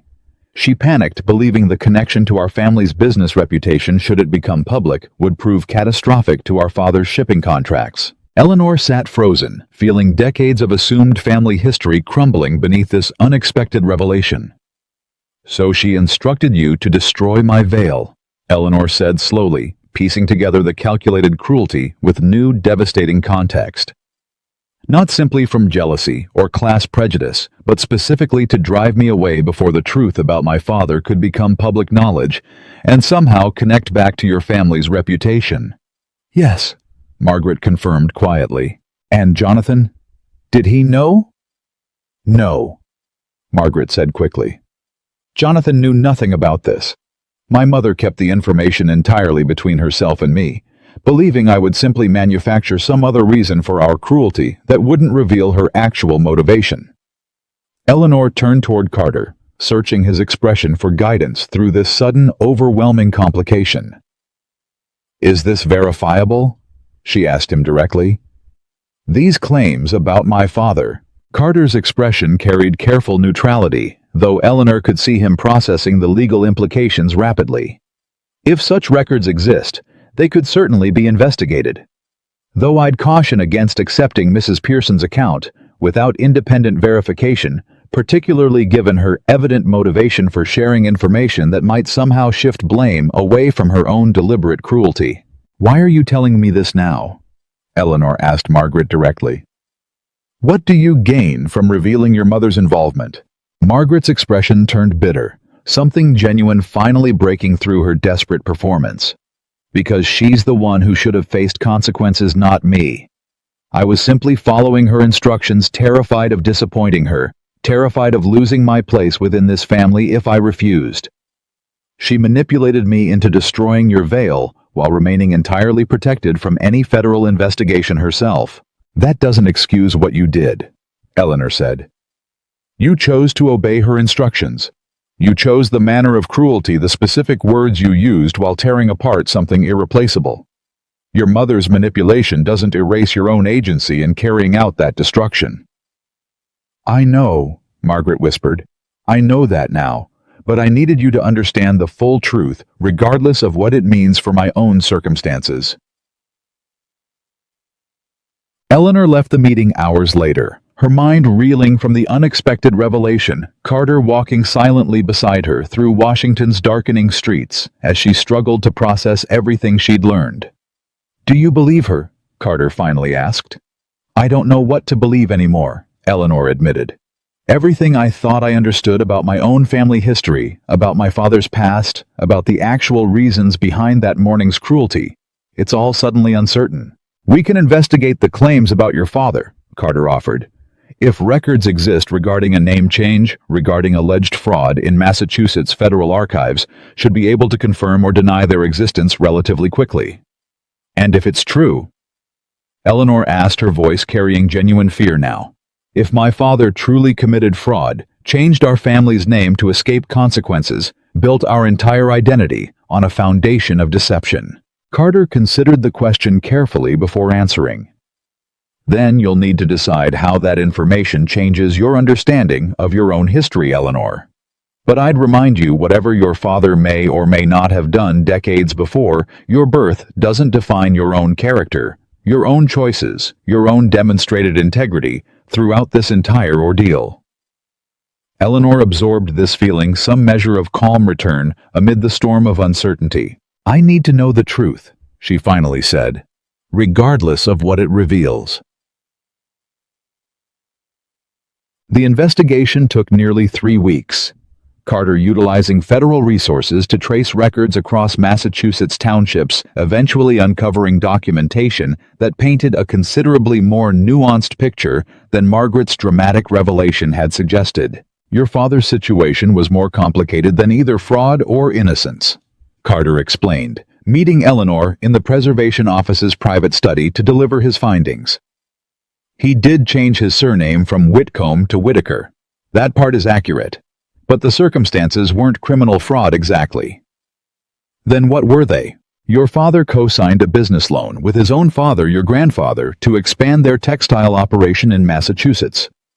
When the business failed due to circumstances largely outside their control, an economic downturn affecting the entire textile industry throughout that region, your grandfather fled the resulting debt, entirely abandoning your father to face creditors alone. Eleanor felt something complicated stirring in her chest. Not relief exactly, but something adjacent to understanding. Your father, Carter continued, spent years working to pay back what he could of the debt, though the full amount proved impossible given his limited resources.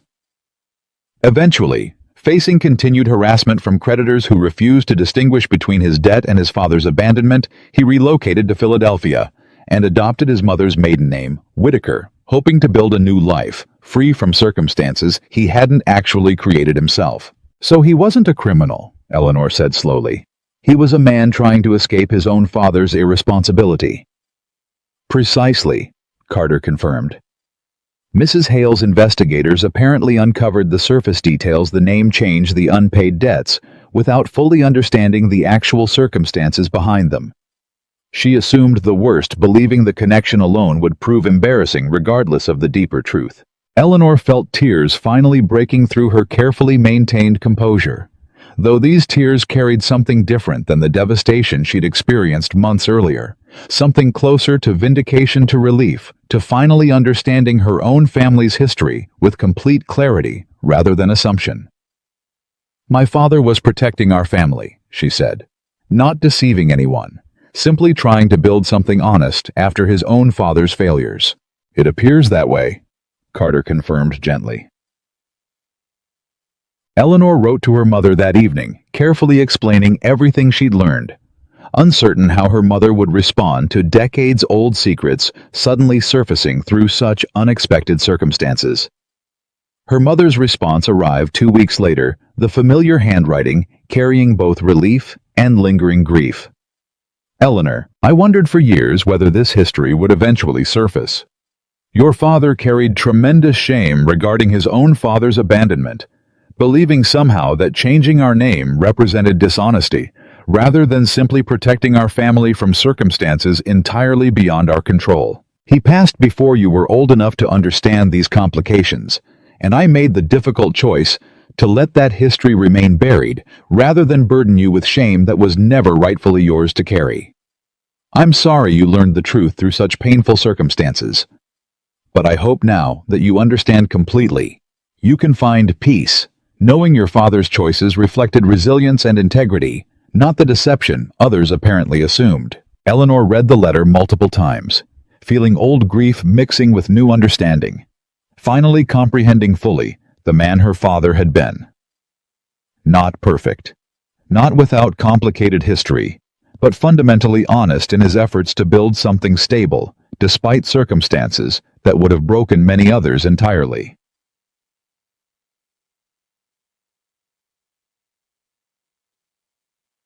The revelation about her father's history eventually became public knowledge, Margaret's attorney apparently leaking details to journalists in a transparent attempt to shift public sympathy away from his client's deliberate cruelty toward suggesting Eleanor herself had somehow deceived Virginia society regarding her family's background. The strategy backfired entirely. Rather than damaging Eleanor's reputation, the full story, properly investigated and accurately reported by more reputable newspapers, painted a portrait of genuine resilience. A young woman who had built skill and reputation entirely through her own merit. Despite her father's complicated history, who had maintained dignity throughout devastating public humiliation, who had ultimately achieved professional success precisely because of character forged through difficult circumstances rather than inherited privilege. The narrative has shifted considerably in your favor. Ashford observed one afternoon several newspapers spread across his desk, each one now framing Eleanor's story with considerably more sympathy and admiration than the earlier coverage had offered. I never wanted any of this attention, Eleanor said, though she recognized something different in her own reaction, now less distress at public scrutiny, more quiet satisfaction. That truth eventually tended toward vindication when given sufficient time and proper investigation. Public attention rarely arrives conveniently, Ashford replied. But you've demonstrated through this entire ordeal exactly the kind of integrity our preservation work requires. I believe this renewed public interest may actually benefit our broader mission considerably, drawing attention to historical preservation efforts that typically struggle to capture public imagination. Margaret's marriage. Eleanor learned through subsequent correspondence, ultimately did not survive the revelation of her mother's manipulation. Her husband apparently unable to reconcile himself to marrying into a family capable of such calculated cruelty, regardless of who had originated the actual instruction. Mrs. Hale, facing mounting public scrutiny following the revelation of her own role in orchestrating the Vale's destruction, found herself increasingly isolated within Virginia society. Former friends and business associates distancing themselves from association with a family whose reputation had suffered such thorough public collapse. Eleanor felt no particular satisfaction reading these updates, though she recognized something like closure settling through her chest. Not vindictive triumph, but simply the quiet recognition that consequences, however delayed, eventually arrived for choices made without genuine accountability. As winter deepened further, Eleanor received notification that the Preservation Society's current restoration director had officially announced retirement, the position Ashford had previously mentioned now becoming formally available. I'd like to nominate you, Ashford told her directly, sitting across from her desk one cold December afternoon. Your work over these past months has exceeded every expectation we held when first offering you employment.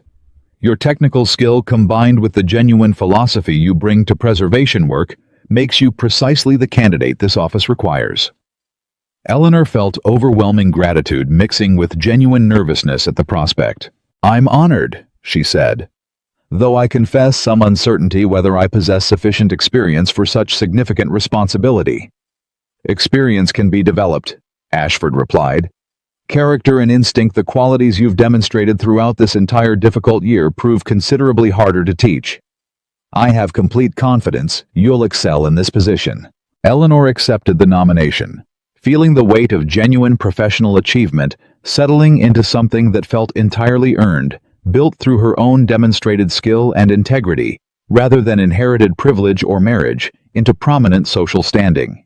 The official appointment arrived in early January, a formal letter bearing the Preservation Office's seal naming Eleanor Whitaker as Director of Restoration for the National Textile Preservation Office, effective immediately. Eleanor held the letter for a long moment before allowing herself to fully absorb what it meant, the weight of the title settling onto shoulders that had spent an entire year learning slowly and painfully that her worth had never depended on anyone else's approval. "You've earned every word of that letter," Caroline said, reading over her shoulder, genuine pride evident in her voice.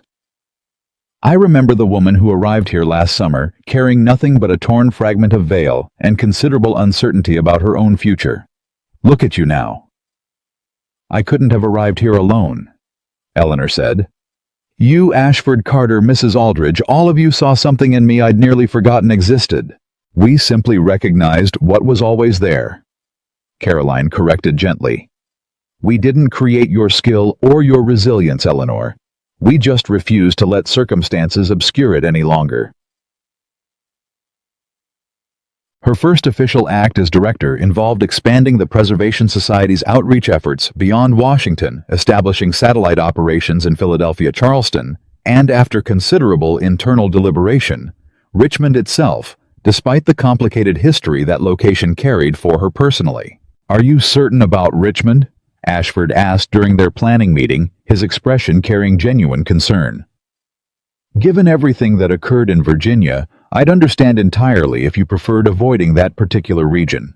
"That's precisely why it matters," Eleanor replied. "If I allow personal history to dictate where preservation work happens, I'm allowing the Hale family's cruelty to continue limiting my choices long after they've faced their own consequences. Richmond needs preservation expertise regardless of my complicated personal history there." Ashford nodded slowly, clearly impressed by her reasoning. "That's precisely the kind of leadership this position requires." The Richmond Satellite Office opened in early spring, Eleanor traveling personally to oversee its establishment, the irony of returning to Virginia in a position of genuine authority not lost on her as she walked through streets that had once represented nothing but humiliation and erasure. During her visit, she received an unexpected request, a formal invitation to speak before the Virginia Historical Society regarding preservation efforts, an invitation that would require her to address an audience likely populated by individuals who had witnessed her devastating wedding scandal firsthand. "You don't have to accept," Carter told her, having traveled to Richmond himself, to assist with the new office's federal coordination requirements. "No one would think less of you for declining given the circumstances." "I think I need to accept," Eleanor said. "Not for them, but for myself. I spent 3 weeks in this state making myself smaller, quieter, more accommodating to people who fundamentally despised my presence. I think it's time I stood before this same society as exactly who I actually am, rather than who I tried to become, to earn their approval."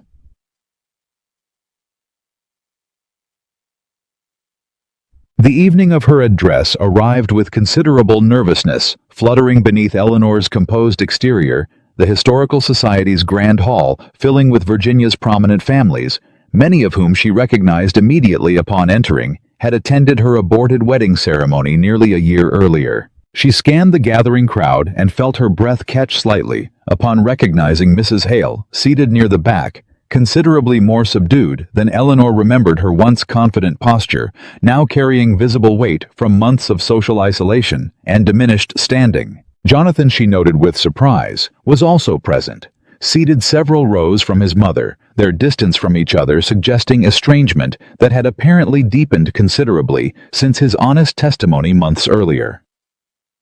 Eleanor took her place at the podium, feeling the weight of dozens of curious, judgmental, and occasionally sympathetic eyes settling upon her.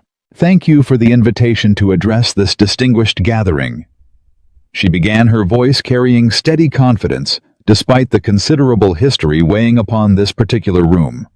I understand many of you witnessed certain dramatic circumstances surrounding my previous visit to Virginia. I won't pretend that history doesn't exist between myself and this community. A murmur rippled through the crowd, surprised by her direct acknowledgement of the scandal everyone clearly remembered, but few had expected her to address publicly. But I'm here tonight, Eleanor continued, not to discuss personal grievances, but to discuss something considerably more important, the urgent necessity of preserving our nation's textile heritage before further pieces are lost to neglect, fire, or, she paused deliberately, deliberate destruction. She watched several faces in the crowd shift uncomfortably, clearly recognizing the implicit reference to her own devastating experience. 6 generations from now, Eleanor continued, when historians attempt to understand how early American families lived, what they valued, what stories their hands wove into fabric meant to last centuries, that understanding depends entirely on choices we make today regarding preservation. Every piece destroyed through carelessness or cruelty represents a permanent loss to historical understanding that future generations will never fully recover. She spoke for nearly an hour, detailing specific restoration projects, explaining technical methodology, sharing stories of textiles she had personally preserved that carried historical significance far beyond their physical materials. As her address concluded, applause filled the hall, genuine sustained applause that Eleanor recognized as something considerably different from polite courtesy. "Miss Whitaker," came a voice, as she stepped down from the podium, and Eleanor turned to find an elderly gentleman approaching, his expression carrying genuine admiration. "Senator William Hartley, I confess I attended this evening specifically curious whether the scandal surrounding your previous visit would overshadow your professional credibility. Instead, I find myself thoroughly impressed by both your expertise and your evident character." "Thank you, Senator," Eleanor said. "I serve on a congressional committee currently reviewing federal funding allocations for historical preservation." Hartley continued, "I believe your testimony before that committee regarding the practical necessity of expanded preservation efforts could prove considerably influential in securing additional resources for work like yours." Eleanor felt genuine surprise at this unexpected opportunity. "I would be honored to provide such testimony." As the evening's reception continued, Eleanor found herself unexpectedly approached by Mrs. Hale, the older woman's expression carrying none of the composed superiority Eleanor remembered from their previous encounters. "Miss Whitaker," Mrs. Hale said quietly, "might I have a moment?" Eleanor hesitated, old instincts warring against newer ones before finally nodding. "I won't pretend our history allows for easy conversation," Mrs. Hale began, "but I wanted you to know I've heard about your testimony before Congress about the Richmond office, about everything you've built since leaving our estate."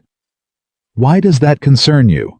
Eleanor asked, her voice carrying careful neutrality. "Because I orchestrated your destruction," Mrs. Hale said, her voice finally breaking slightly. "I discovered information about your father, panicked about potential embarrassment to my own family's reputation, and instructed my daughter to destroy something precious, specifically to drive you away before that information could become public. I did this without ever considering the genuine cruelty involved, without considering you as an actual person with history and dignity worth protecting." Eleanor studied her carefully, recognizing genuine remorse, finally breaking through years of calculated social performance. "And now?" Eleanor prompted. "Now I watch you stand before this entire society, addressing the very people who witnessed your humiliation, speaking with confidence and expertise that none of us anticipated you possessed," Mrs. Hale said. "I watch my own family's reputation crumble, while yours rises specifically because of choices we made attempting to destroy you. There's a particular kind of justice in that I find difficult to fully process." "I didn't rise because of your cruelty," Eleanor said firmly. "I rose despite it. There's an important difference, Mrs. Hale. Your family's actions nearly destroyed something irreplaceable, nearly erased my dignity entirely. The fact that I found strength to rebuild afterward doesn't excuse what you attempted to do." "I understand that," Mrs. Hale said. "I'm not seeking absolution, Miss Whitaker. I simply needed you to know that I recognize fully now what I failed to recognize then, that cruelty, regardless of motivation or justification, eventually generates consequences considerably more devastating than whatever you initially hoped to avoid."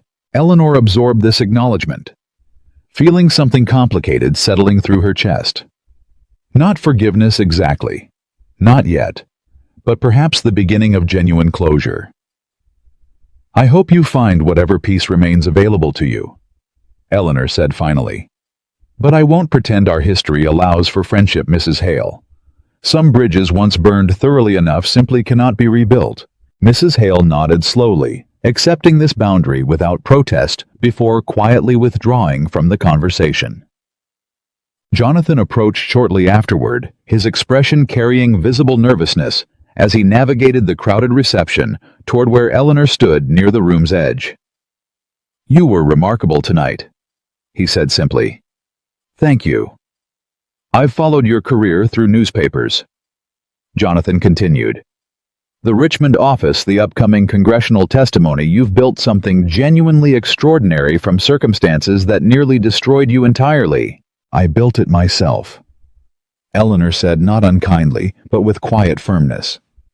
"Through my own skill, my own choices separate entirely from anyone else's validation or support."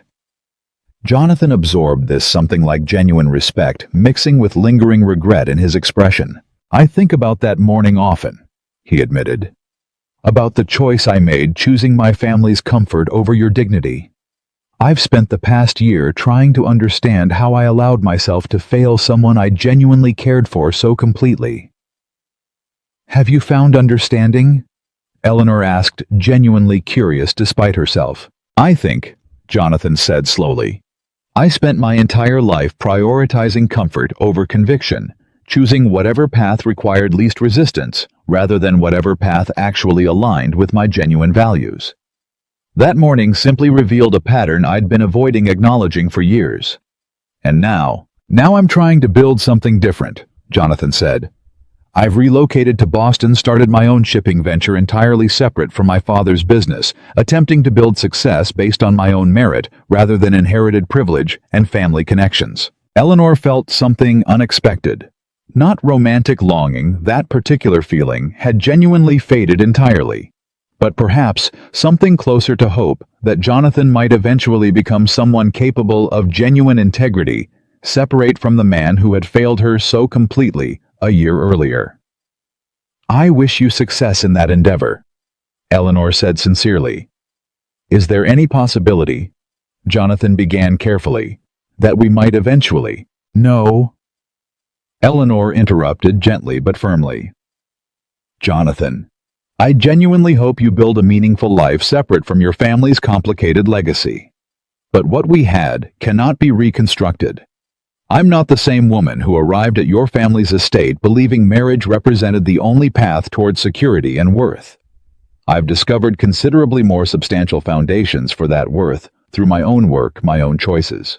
Jonathan nodded slowly, accepting this with visible disappointment but apparent understanding. "I hope you find genuine happiness, Eleanor," he said. "You deserve considerably more than what I was capable of offering." "Thank you," Eleanor said. "I believe I have found it actually, simply not in the form I once imagined." Eleanor's congressional testimony, delivered 3 weeks later before the committee Senator Hartley chaired, proved considerably more influential than even she had anticipated. She spoke with detailed expertise about preservation methodology, about the irreplaceable historical value embedded within textiles that careless families and inadequate funding allowed to deteriorate or face deliberate destruction without consequence. "The veil destroyed in my own personal circumstances," she told the assembled committee, "represented 3 generations of my family's history, my grandmother's hands, my mother's careful preservation, my own restoration efforts spanning 6 months of dedicated work." That single incident, while deeply personal, illustrates a broader pattern occurring across this young nation. Countless similar artifacts face destruction through neglect, ignorance, or deliberate cruelty, with current federal protections proving inadequate to prevent such losses or ensure meaningful consequences when they occur. Her testimony, combined with detailed statistical evidence regarding preservation needs across the eastern seaboard, resulted in the committee unanimously recommending substantially increased federal funding for the National Textile Preservation Office, along with expanded legal protections for registered historical artifacts. "You've accomplished something genuinely remarkable," Ashford told her following the testimony's successful conclusion. "Securing this level of funding increase typically requires years of advocacy. You achieved it through a single compelling testimony." "I simply told the truth about what genuine loss feels like," Eleanor replied.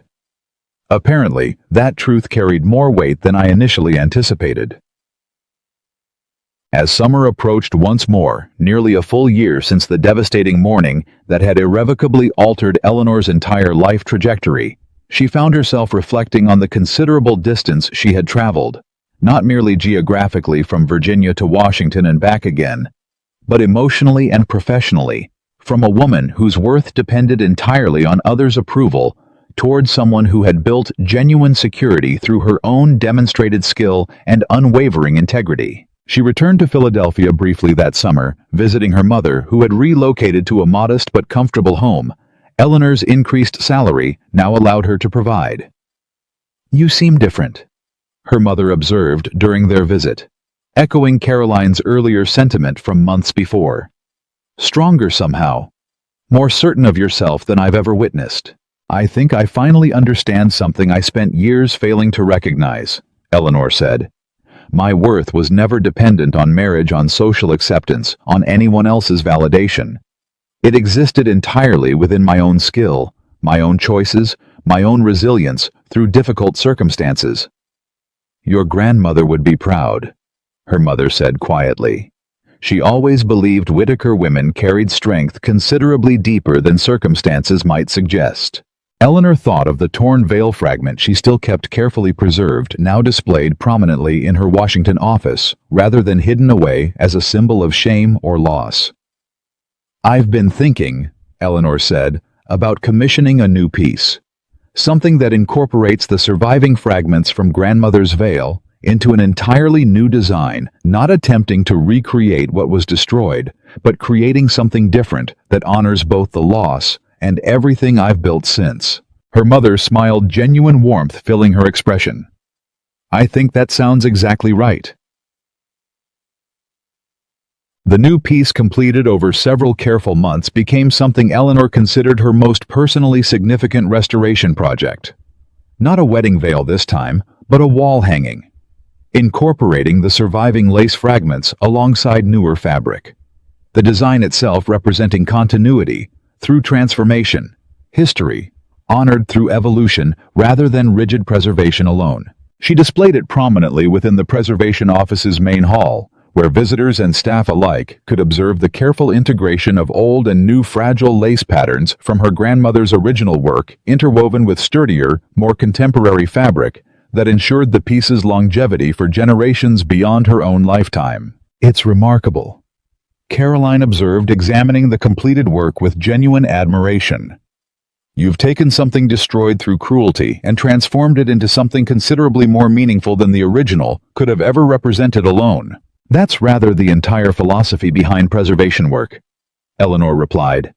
"Understanding that history isn't simply about maintaining things exactly as they once existed, but about honoring their significance while allowing necessary evolution and growth." "You're speaking about more than fabric now," Caroline observed perceptively. Eleanor smiled, recognizing the truth in her friend's observation. "Perhaps I am." That autumn, nearly 14 months after the devastating morning that had begun this entire journey, Eleanor received an unexpected visit from Marshall Carter, who arrived at the Washington office carrying news of his own significant transition. "I've accepted a permanent position here in Washington," he told her, settling into the chair across from her desk. "Overseeing federal preservation enforcement more broadly, rather than simply responding to individual incidents as they arise." "That's wonderful news," Eleanor said, genuine pleasure evident in her voice. "Washington will benefit considerably from your continued involvement." "I confess," Carter continued, his expression carrying unexpected nervousness Eleanor hadn't previously witnessed from him. Washington wasn't the only consideration driving this particular decision. Eleanor felt her pulse quicken slightly, uncertain where this conversation was heading. "I've spent considerable time over this past year," Carter continued, "reflecting on circumstances surrounding our initial meeting, on everything you've subsequently built through remarkable skill and unwavering integrity. I find myself genuinely admiring not simply your professional accomplishments, but your fundamental character throughout incredibly difficult circumstances." Marshall Carter. "Gideon," he corrected gently. "I believe, given everything we've experienced together throughout this past year, formal titles seem somewhat unnecessary between us now." "Gideon," Eleanor repeated, feeling warmth spreading through her chest, despite considerable surprise at this unexpected direction. "I'm not attempting to suggest anything beyond genuine friendship, should that be your preference," Gideon continued carefully. "But I wanted you to know that my admiration for you extends considerably beyond simple professional respect. I find myself genuinely hoping our continued acquaintance might eventually develop into something deeper, should you feel similarly inclined." Eleanor studied him carefully, recognizing genuine vulnerability beneath his typically composed federal authority, remembering his steady presence throughout her most devastating circumstances. His unwavering commitment to ensuring genuine justice, rather than convenient settlement. "I think," Eleanor said slowly, feeling her own vulnerability rising to meet his, "I would genuinely welcome discovering where such continued acquaintance might eventually lead." Gideon's expression brightened considerably, genuine relief and happiness evident in features Eleanor had only previously witnessed maintaining careful federal composure. "Might I invite you to dinner this evening then?" he asked. Properly this time, rather than simply discussing case developments over hurried conversations. Eleanor smiled, feeling genuine joy bloom through her chest for what felt like the first time in considerable years. "I would like that very much." As winter arrived once more, bringing with it the second anniversary of that devastating morning when her grandmother's veil had been torn apart in front of her eyes, Eleanor found herself reflecting on the remarkable distance she had traveled. She now served as director of restoration for an organization whose congressional funding had increased substantially through her own testimony and advocacy. She had established satellite offices across 3 major cities, training the next generation of preservation specialists in techniques she had developed through years of independent dedication. She had built genuine friendship with Caroline Webb, genuine respect from colleagues like Ashford, who recognized her expertise without requiring social pedigree or marriage into prominent families. And now walking beside Gideon Carter through Washington's snow-dusted streets, their courtship having developed naturally over recent months into something Eleanor recognized as considerably more substantial than what she had once mistaken for love with Jonathan Hale, she felt genuine peace settling through her entire being.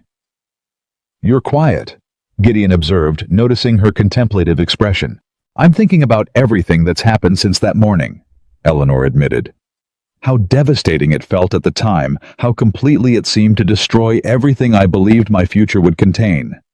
And now I understand that mourning, despite its genuine cruelty, ultimately revealed exactly the life I was meant to build, one based on my own skill, my own integrity, my own choices, rather than dependence on someone else's approval or acceptance." Gideon reached for her hand, his fingers intertwining gently with hers as they continued walking through the cold evening air. "I'm grateful," he said quietly, "that circumstances brought us together even through such painful means." "As am I," Eleanor agreed. "Though I confess I wouldn't wish that particular morning's devastation on anyone else, regardless of whatever positive circumstances eventually emerged from it." "No," Gideon agreed. "But perhaps that's precisely the nature of genuine resilience, finding strength and purpose, even through circumstances we would never willingly choose, building something meaningful from destruction that initially seemed entirely without redemption." Eleanor squeezed his hand gently, feeling complete certainty settle through her chest, regarding everything she had built, everything she had become, everything still waiting to unfold in the considerable future, stretching ahead of them both. "I stopped trying to be accepted by people who never truly valued me," she said softly, echoing sentiments she'd carried throughout this entire transformative year. "I started trying to be seen, truly seen, for exactly who I actually am. And what I see?" Gideon replied, stopping to face her directly, his expression carrying genuine warmth and admiration, "is a woman of remarkable strength, extraordinary skill, and unwavering integrity. Someone who transformed devastating cruelty into genuine purpose, who built something meaningful from circumstances designed specifically to destroy her." Eleanor felt tears of genuine joy rather than grief gathering in her eyes, recognizing finally completely that everything she had endured throughout that devastating year had ultimately led her toward exactly the life she had always deserved. One built on authentic recognition rather than desperate accommodation, on genuine partnership rather than tolerated presence, on unwavering self-respect that no amount of cruelty or destruction could ever again diminish. The torn veil that had once represented her greatest devastation now rested transformed within her. Washington office, its surviving fragments woven into something new, something stronger, something that honored both the loss she had endured and the remarkable strength she had discovered through surviving it. She was no longer the woman who had stood frozen watching her grandmother's veil torn apart by cruel hands. She had become someone considerably more powerful. A woman who had learned through devastating circumstances exactly what genuine worth, genuine strength, and genuine love actually required.